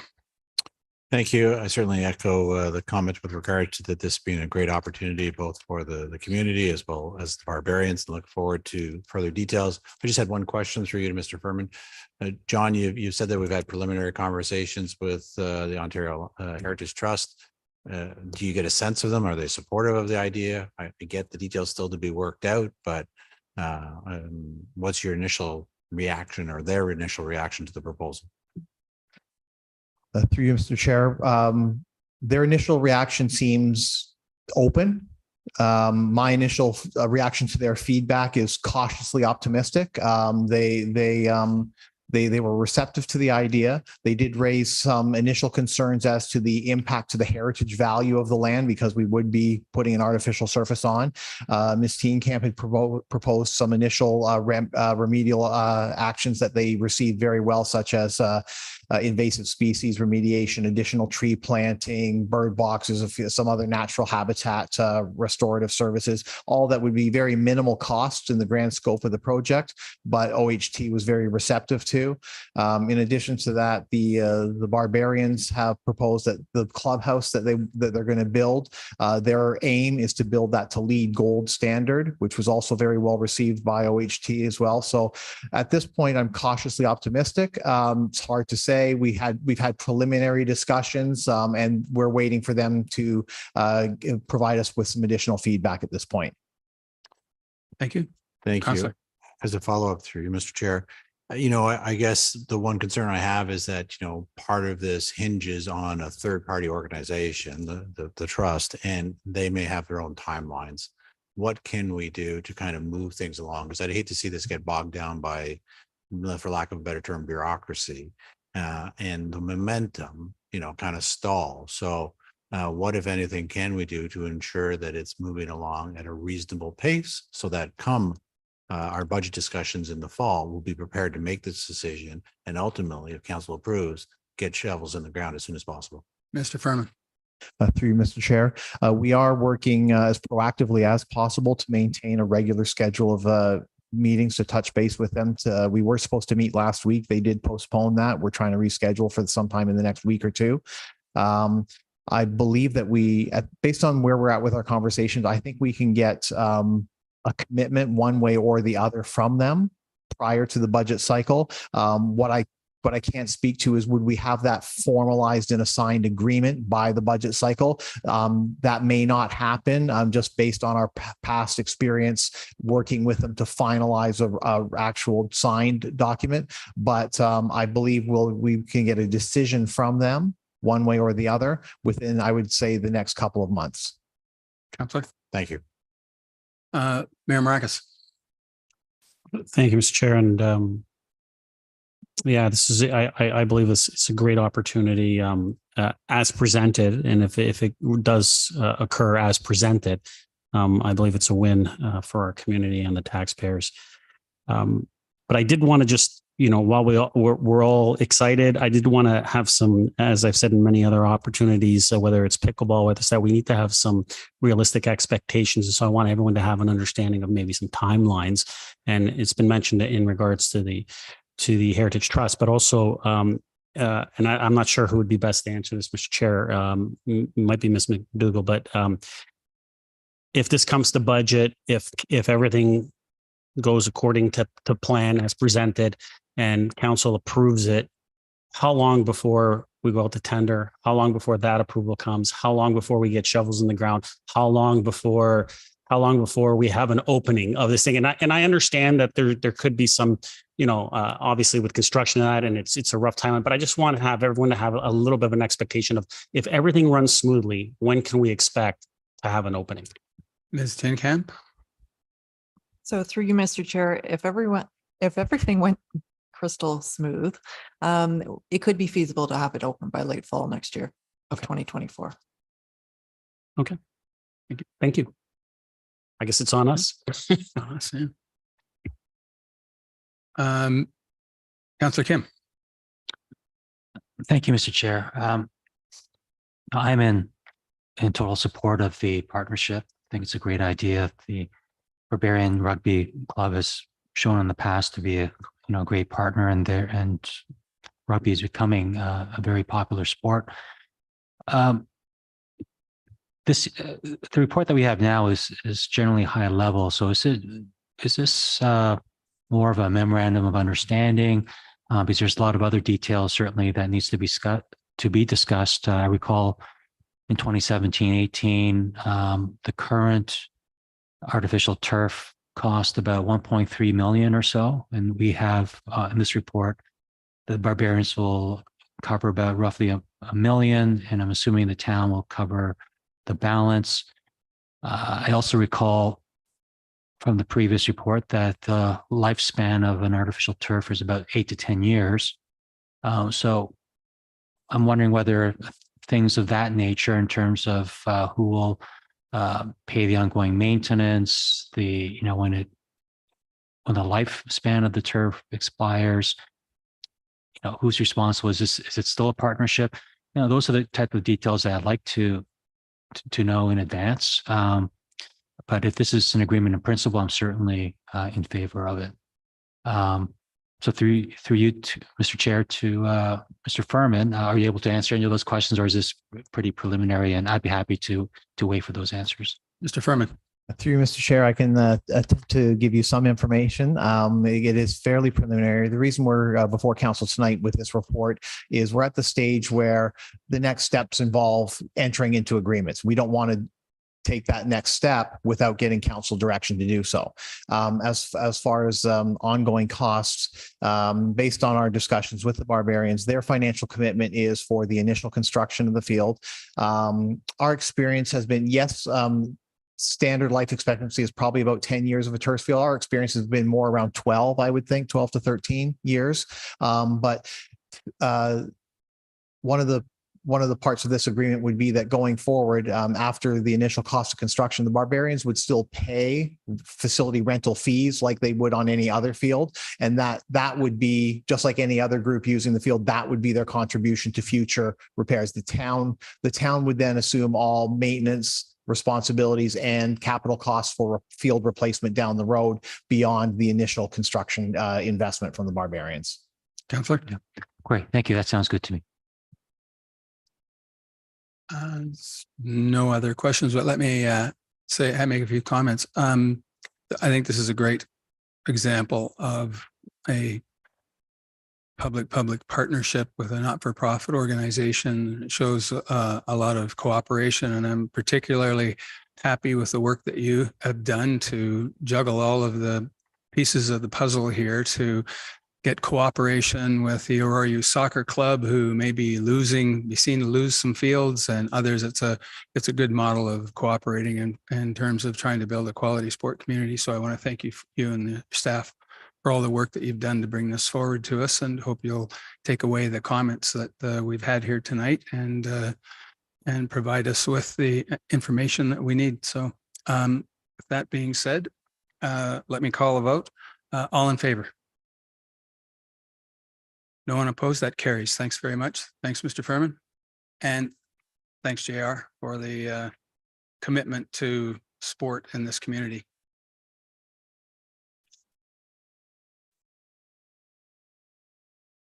No, sorry. After. We can do a sidebar afterwards. Okay. Thank you. Okay, next item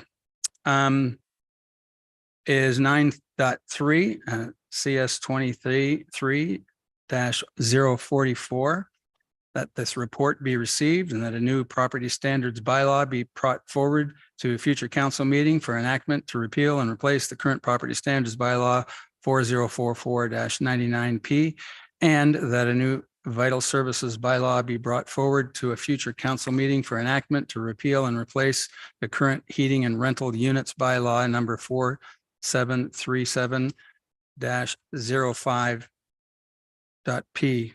Can I get a motion to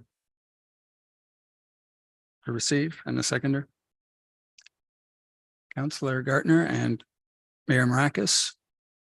Comments?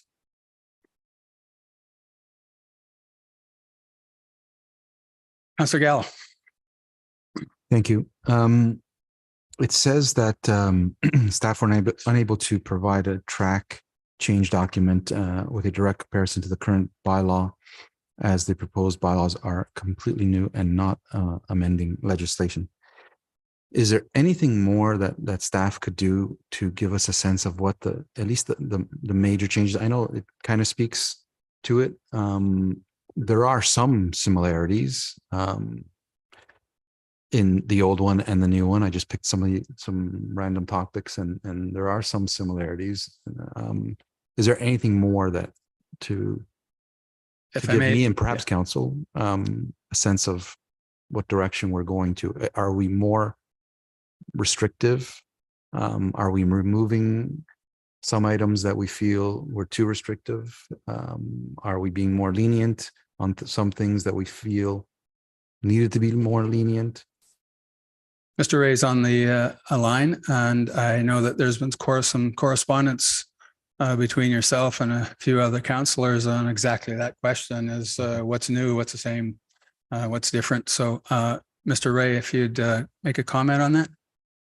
Sure, through you, Mr. Chair. So ultimately, the bylaw was rewritten from the ground up. There are definitely some carryovers and some similarities. Ultimately, the objective of this bylaw was to prepare the town for moving forward over the next 10 to 15 years, which includes a lot more density, a lot more multi-residential type situations, and just general standards of things that weren't addressed previously. For example, clothing drop boxes, retaining walls. These are things that have come up as the town has aged or the economy has changed, with clothing drop boxes kind of new items.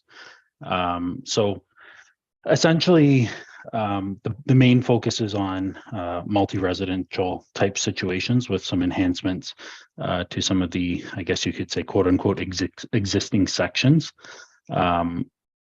By and large, there are general staples to property standards bylaws that'll be found in most bylaws across the GTA, across the province.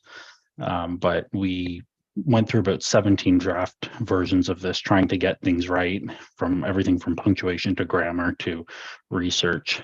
So to do an exact track change from the existing to the new one would be very, very difficult. Councillor? Okay. Well, if there's nothing more that can be done, I guess I'll do my own side by side and to get a better sense. Councillor Gardner.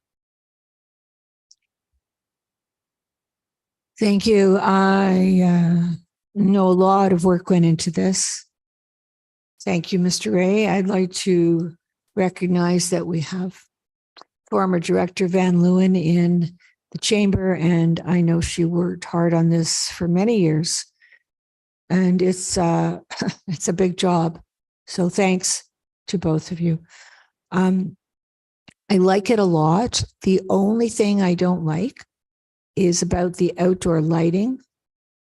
I don't know about the other councillors, but over the years, I've received many complaints about neighbors' lights being on all night, shining into their yards, being too bright. And I don't, Mr. Ray, if you wouldn't mind, I don't see how it's section 28, I believe. And it does have, and we have pictures of the fixtures that will be approved. But 8.2 says that if you have wall mounted lamps now, you don't have to update them, in fact, shield them until January 1st, 2030. I'm going to have a lot of really upset residents. So could you perhaps speak to that? Mr. Ray? Through you, Mr. Chair. So the reasoning we implemented essentially what is a grandfathering clause is to give residents an opportunity who may have recently upgraded their lighting fixtures prior to the passing of this bylaw, an opportunity to keep them. In situations where we receive complaints about those properties, the other provisions will still require them to have deflectors on them. So by and large, if the lights are in violation of the bylaw, they still may have to install a deflector on it. We're just simply saying that we're not going to make them upgrade those fixtures to full cutoff fixtures, which are found in the schedule at the back of the bylaw, where there's various examples, until that date. So there are still some provisions to deal with reflective light from apartment buildings or education facilities, people's properties, etc. But by and large, the transition period to full cutoff fixtures for anybody at the moment with existing lights would be until 2030. However, if we receive a complaint, we would also ask the resident to confirm or the business owner to confirm when those fixtures were put in to ensure compliance.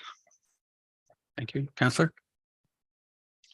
Thank you. But I don't see anything, I don't hear anything in what you said that would, for example, have a resident, actually it's not my resident, they belong to Councillor Weiss, but where a new home has put up lights all along the side and they're on, first of all, they're very, very bright. And second of all, they're on a lot. So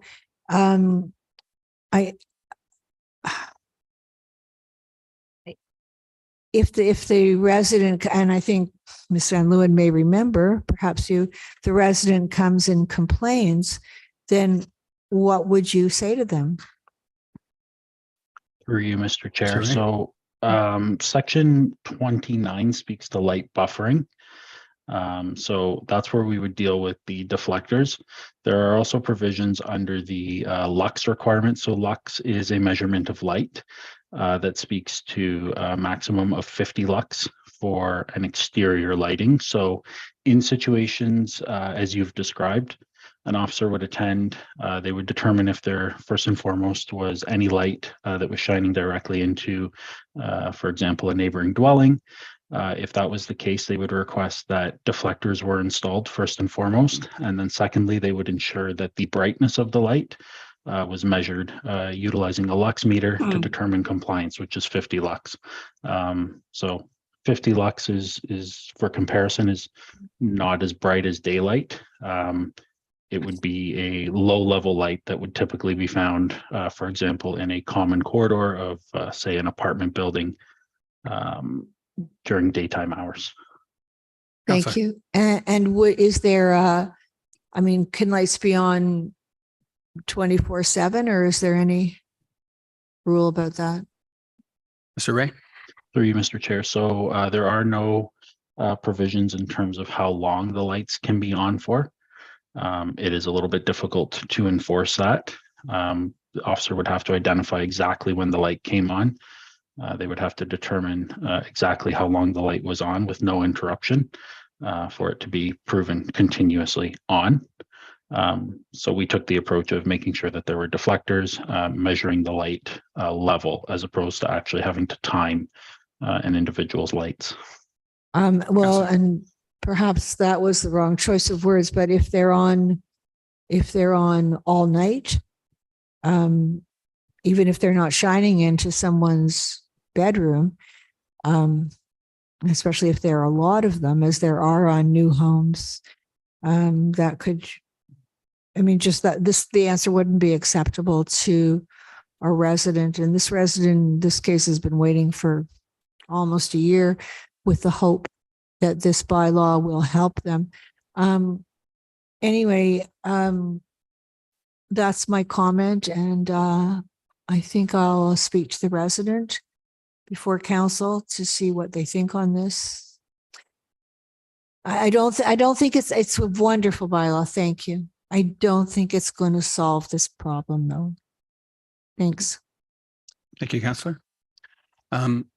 Others, questions or comments? Seeing none, let me call the vote. All in favor? Opposed? Councillor Gartner?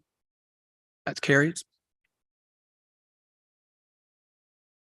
Let's move to the next 9.4. That report number CS 23-043 be received for information regarding municipal elections.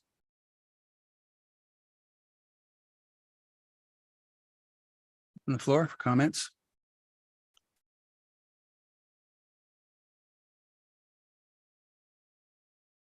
Oh, sorry, we need a mover and sector. Councillor Thompson. Aaron Marcus. Pardon?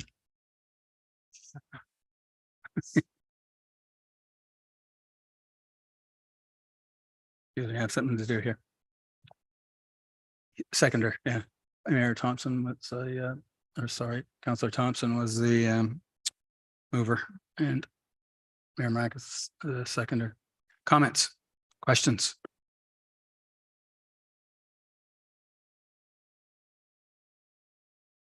I have one then. The current method of, you and I talked about this, but the current method of impact, providing the information on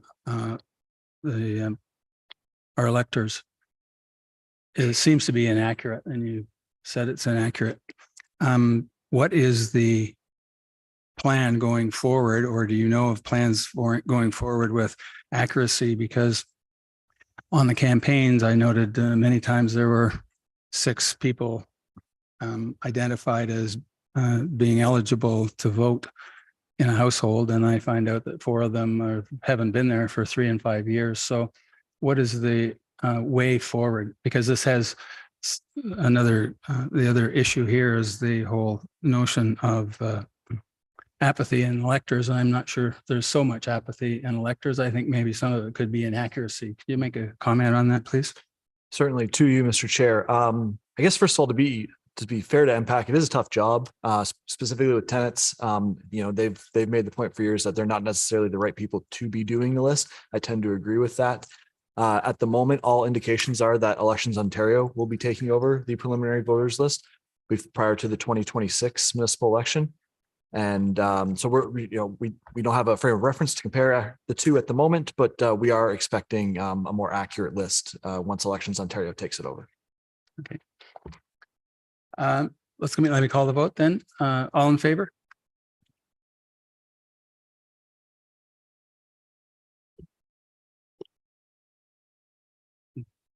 All in favor. Call again. All in favor? Opposed? No. Okay. That's carried. Thank you. Sorry, I've lost my stuff here, so get it up.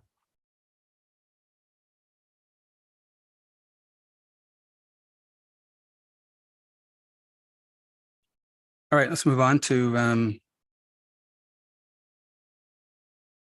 next item. Report number FIN 23-028 be received, and that the condition on the approval of the capital project number 14106 cybersecurity awareness training and the revised amount of $20,000 be lifted and the project proceed. Can I get a motion? Councillor Thompson, Councillor Tim, questions, please. Councillor Thompson. Thank you. Thank you to staff for the report. During our budget discussions, I brought up questions around the cost and wanted a better understanding of the scope, as well as the need to have a consultant deliver it. I see that the price has been revised now from the 40,000 originally quoted to now 20,000, and the report does speak a little bit to the scope. And so my question is for you to Mrs. Wainwright Van Kessel. Really, I just want to be clear on the need to bring on a consultant. As I've mentioned in the past, a lot of this information, these toolkits, these presentations, they are readily available either through the Retail Council of Canada, through the Chamber of Commerce, through the Government of Canada's website. There is a plethora of information out there and is easily accessible and available to kind of meet our needs. So I just want to be clear from my understanding of why we can't do this internally and must bring on a consultant to be able to achieve the objectives. Ms. Wainwright Van Kessel. Through you, Mr. Chair. So there's a couple of factors with this type of training. So there's the training that will be delivered to regular staff, but then there's also enhanced training for IT staff, because they need to know more about how to deal with cyber attacks and what to look out for and how to prevent things within our system. As you notice, this project is only for a single year. This is basically to get us started, but that does not mean that cybersecurity training is going to end after 1 year. We're going to be doing it on an ongoing basis. And I see that ongoing basis being delivered by staff to be able to renew and remind people of the learnings that they've had about cybersecurity over the years. But this will get us started. We did do some quotes. This pricing is more reasonable, the 20,000 for the capital project to what we're expecting. And part of the reason that we're actually engaging a consultant is just to get this started in the beginning, mostly because of that enhanced IT training that they're doing, but then also to get us moving on this so that we can take it on going forward. Councillor. Thank you. And then just as a brief follow-up question, it does keep referring to staff training. Can I also assume that the councillors and the mayor will also be part of that overall training, since we do have access to servers and so forth? Ms. Wainwright Van Kessel. Through you, Mr. Chair. So yes, we would definitely want council to be participating and would also be wanting council to be participating in any of our future fishing expeditions that we do as well. Thank you very much. Other questions, comments? Seeing none, let me call the vote then. All in favor? Opposed? That carries. Thank you. Move on to 9.6, FIN 23-030. That the report be received. Any questions?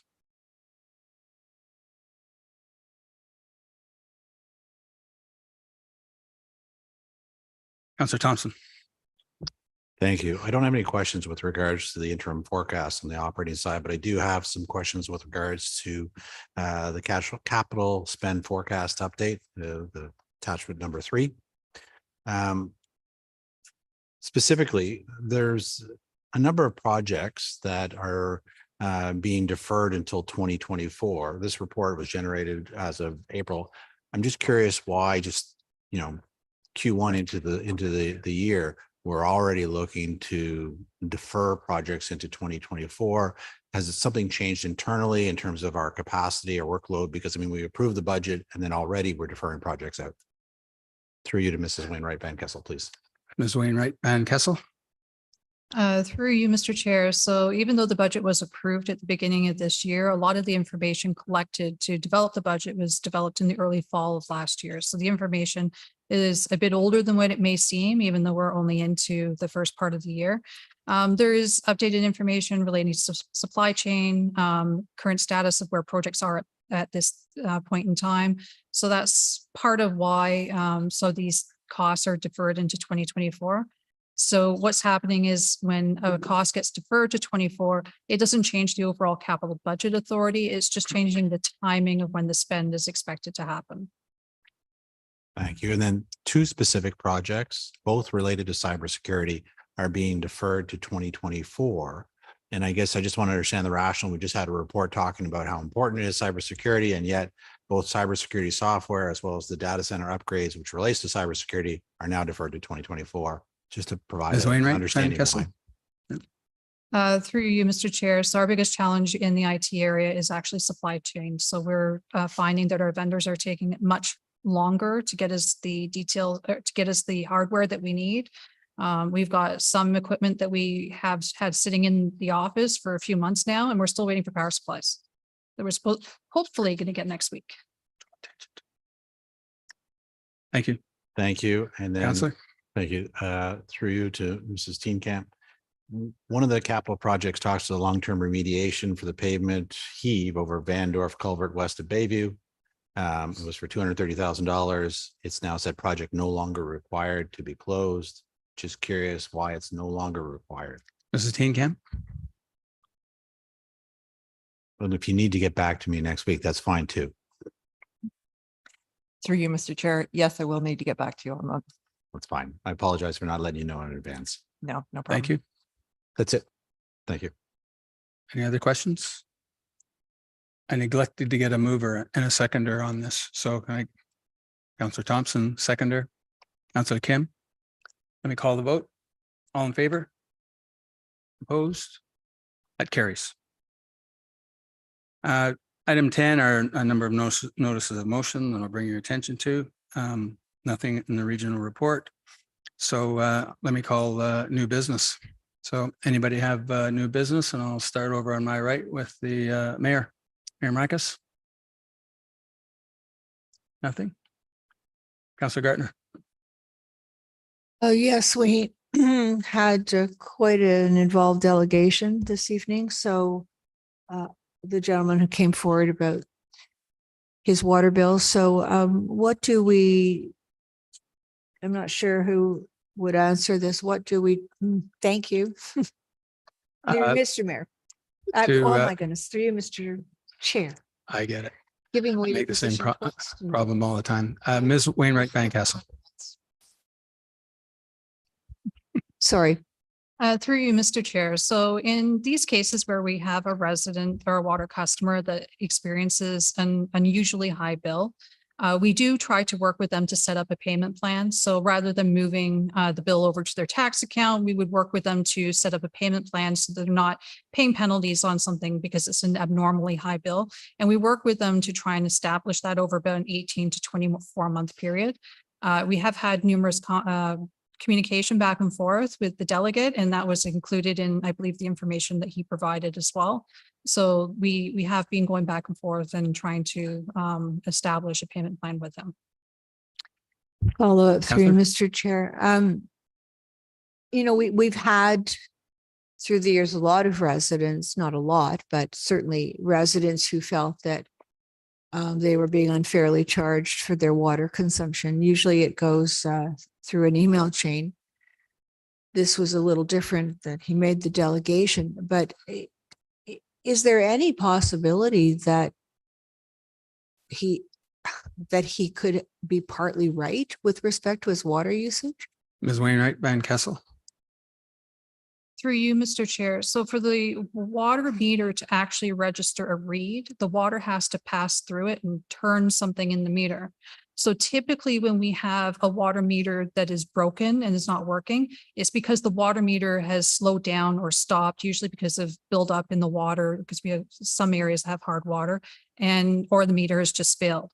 We typically do not see meters over report. Normally we do offer people, when we have situations like this where they dispute the reading, an opportunity for them to have their water meter tested. But alternatively, if the water meter is within specifications, then they have to pay for the testing. We don't have water meters that over report. It's typically that they would under report because they are failing. Follow up, was this water meter tested? Ms. Wainwright Van Kessel. Through you, Mr. Chair, we did offer this opportunity for him to have the water meter tested, and also indicated that we do not usually see water being over-reported. And we also let them know that there would be a cost associated with it. There has been follow-up with the resident as well to look at their meter and monitor the readings that they're seeing now, which are returned more to a normal level. So the consumption within the property is at a more typical residential level that they would expect. Councillor. Thank you. I wish there was a different answer, because sometimes it just doesn't make any sense that the reading is so high. But is that a? I think she wants to respond. Ms. Wainwright Van Kessel. I was waiting for a question. So to you, Councillor, just for reference, a 1/16 of an inch stream over a 3-month billing cycle would result in 74,000 gallons of water and it leaking, which is about 280 cubic meters, which would cost on a water bill $1,400, just shy of $1,500. If it's an 1/8 of an inch stream, that increases even more. So you're looking at about 296,000 gallons over that 3-month period, which is 1,115 cubic meters, and about just $5,900 in water costs. So typically when we see high volumes, it's usually due to a leak that's in the home. We've seen them due to leaky toilets or other appliances that use water in the house, or even sprinkler systems, depending on the nature of the leak within the home. Thank you, Ms. Wainwright Van Kessel. I know this is a very emotional topic with the residents, and I'm sure the emotion transfers to staff. Thank you. Councillor Thompson, a visit? Not finished yet? Ask if anybody on council has read the region's comments on the draft PP to 2023, because I will be asking council to support the region's comments next week. Be warned then, is that what you're asking? Okay, Yeah. Be warned. Thank you.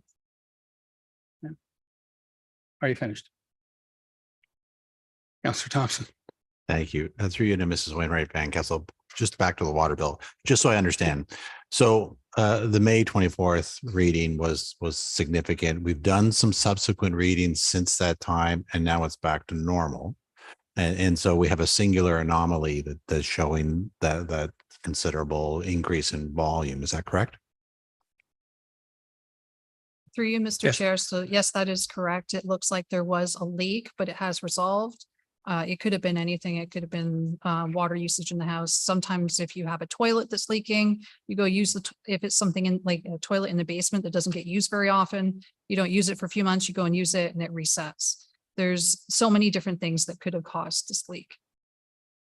Thank you. Because my understanding from the residents delegation is that they've not changed anything. They've not done anything in terms of identifying a leaky toilet and changed it or anything like that. So for them, their perspective is that it's not internal, correct?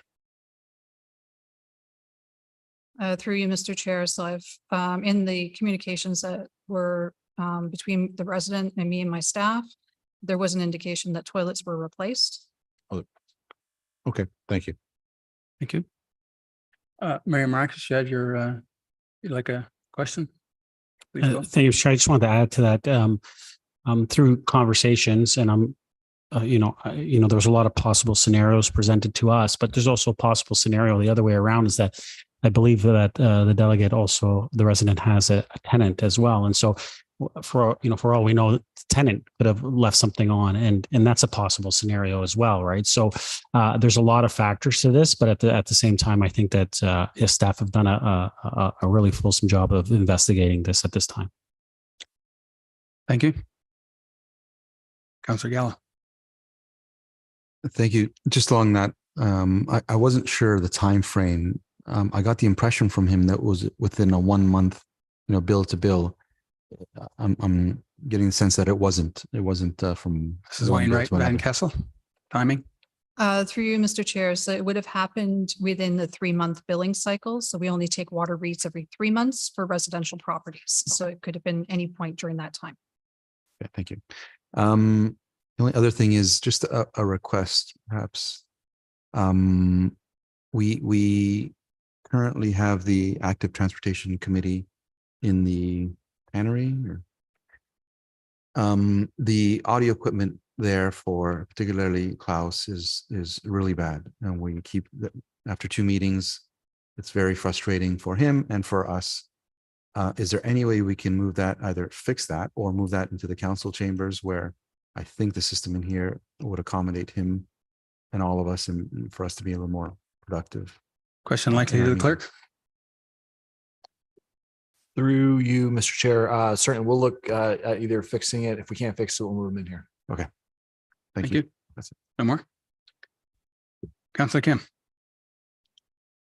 Nothing. Great. Thank you very much. I complete new business. I have nothing. Let's move to public service announcements. Can start at the other end with Councillor Kim. Nothing. Nothing. Councillor Gallo, Councillor Thompson. Got to turn on. There we go. Just wanted to express my appreciation for all the hard work that staff and Shelley Ware and everybody else involved over the long weekend. The parade, the events, all were quite successful. And so thank you very much. Thank you. Councillor Gardner. Likewise, it was very successful, but it's so much work. And with the heat and the humidity of the day, you could see the staff was, well, they were just working full out. And I would also like to thank the Aurora Community Band. They played at the town park during the time the parade was on. And as my daughter-in-law is in the band, I was not in the parade. Anyway, they really were wonderful. And there was quite a lot of action because of the farmers market. So, I'd like to know, though, who on staff would I speak to about the farmers market? I believe Mrs. Teen Camp would be the person who would likely be responsible about the farmers market in terms of it's a park. And that's the responsibility.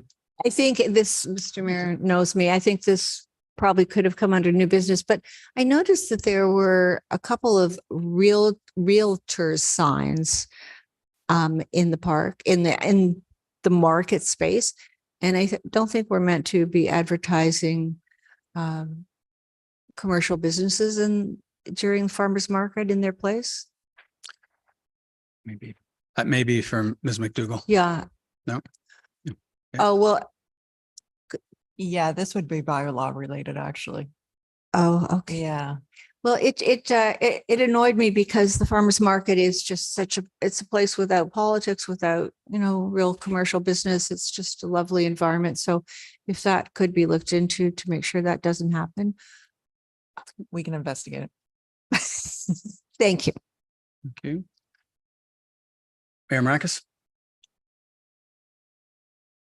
Thank you, Mr. Chair. I'll just echo what's already been said, so I'll keep it short. In regards to the weekend, it was a busy weekend. I think everyone had a phenomenal time. There's a lot of excitement, a lot of things going on, and staff did a tremendous job. Putting a day like that together from first thing in the morning all the way till the end of the night, which was essentially probably past well into midnight. I think all of us appreciate what staff do, and I think our residents appreciate it. I can't tell you the amount of emails and comments that I received in regards to how well run the day was, and as well as how appreciative they were. And they thought, as always, our fireworks display was incredible. And I think people line up, and you see it, people line up. And if you were there at the fireworks and you tried to leave after they were done, you were stuck in traffic on Industrial Parkway for quite a long time. So that just goes to show how many people come out and enjoy a great evening. So kudos to staff and to everyone for once again a phenomenal Canada Day in Canada's birthday town here in the town of Aurora. Thank you. I also echo the work that was done. I had people come up to me and say from other towns saying what a great community event this is, and people have to pay for this type of service elsewhere, and it was all provided for them. So they're very appreciative of it. I have some PSAs for today. Aurora's Concert in the Park, presented by TD, is back for another amazing season every Wednesday at 7 p.m. now through the end of the summer. And you can go and see that at aurora.ca summer concerts. Join us this summer for Cycle Aurora, an interactive biking experience in our beautiful town. There are 9 full weeks of challenges from July 1st to September 1st. Experience the family-friendly challenges and cycle to different destinations. And for more information, it's aurora.ca /Cycle Aurora. July is Skylight Gallery at Town Hall, features works by Ramona Ricken in her series, Reality or Fantasy, capturing the mystique of our surroundings. Colorful acrylic paintings are used to explore the beauty of our natural environment. And go and visit aurora.ca Skylight Gallery for more information. There is an upcoming road closure. Night paving will take place on Industrial Parkway North between Wellington Street and St. John's from July 9th to 14th, and road will be closed from midnight to 5 a.m. during these dates. So detour routes are going to be in place. And for more information, aurora.ca road construction. We ask you to be in the know, subscribe to the town's newsletter. It's the place where we get monthly roundup, and people are always asking us where we get accurate information about what's going on. And so this is a perfect way to get that accurate information by signing up, and it'll be pushed out to you. So you can win a pair of Jays tickets too, if you choose to want to go to the baseball game. That is at aurora.ca /Aurora Matters. And the last one, we need the community's input for next year's budget. You may have seen some videos on social media and elsewhere, and I want to thank Daniel Batonti and his group for providing these kinds of things for our community. Be sure to fill out the short survey and share what matters to most to you and your family. All completed surveys are automatically entered into a draw for a $150 gift card. Take that survey now at engageaurora.ca /budget 2024. You have another one, Councillor Gardner? I think we would be remiss if we didn't mention the dance in the park on the Friday night. Another wonderful event that staff runs and was well attended. Thank you. Agreed. Nothing further. I motion to adjourn. Councillor Gallo, Councillor Thompson, all in favor? Tom, can I slam this? We're finished.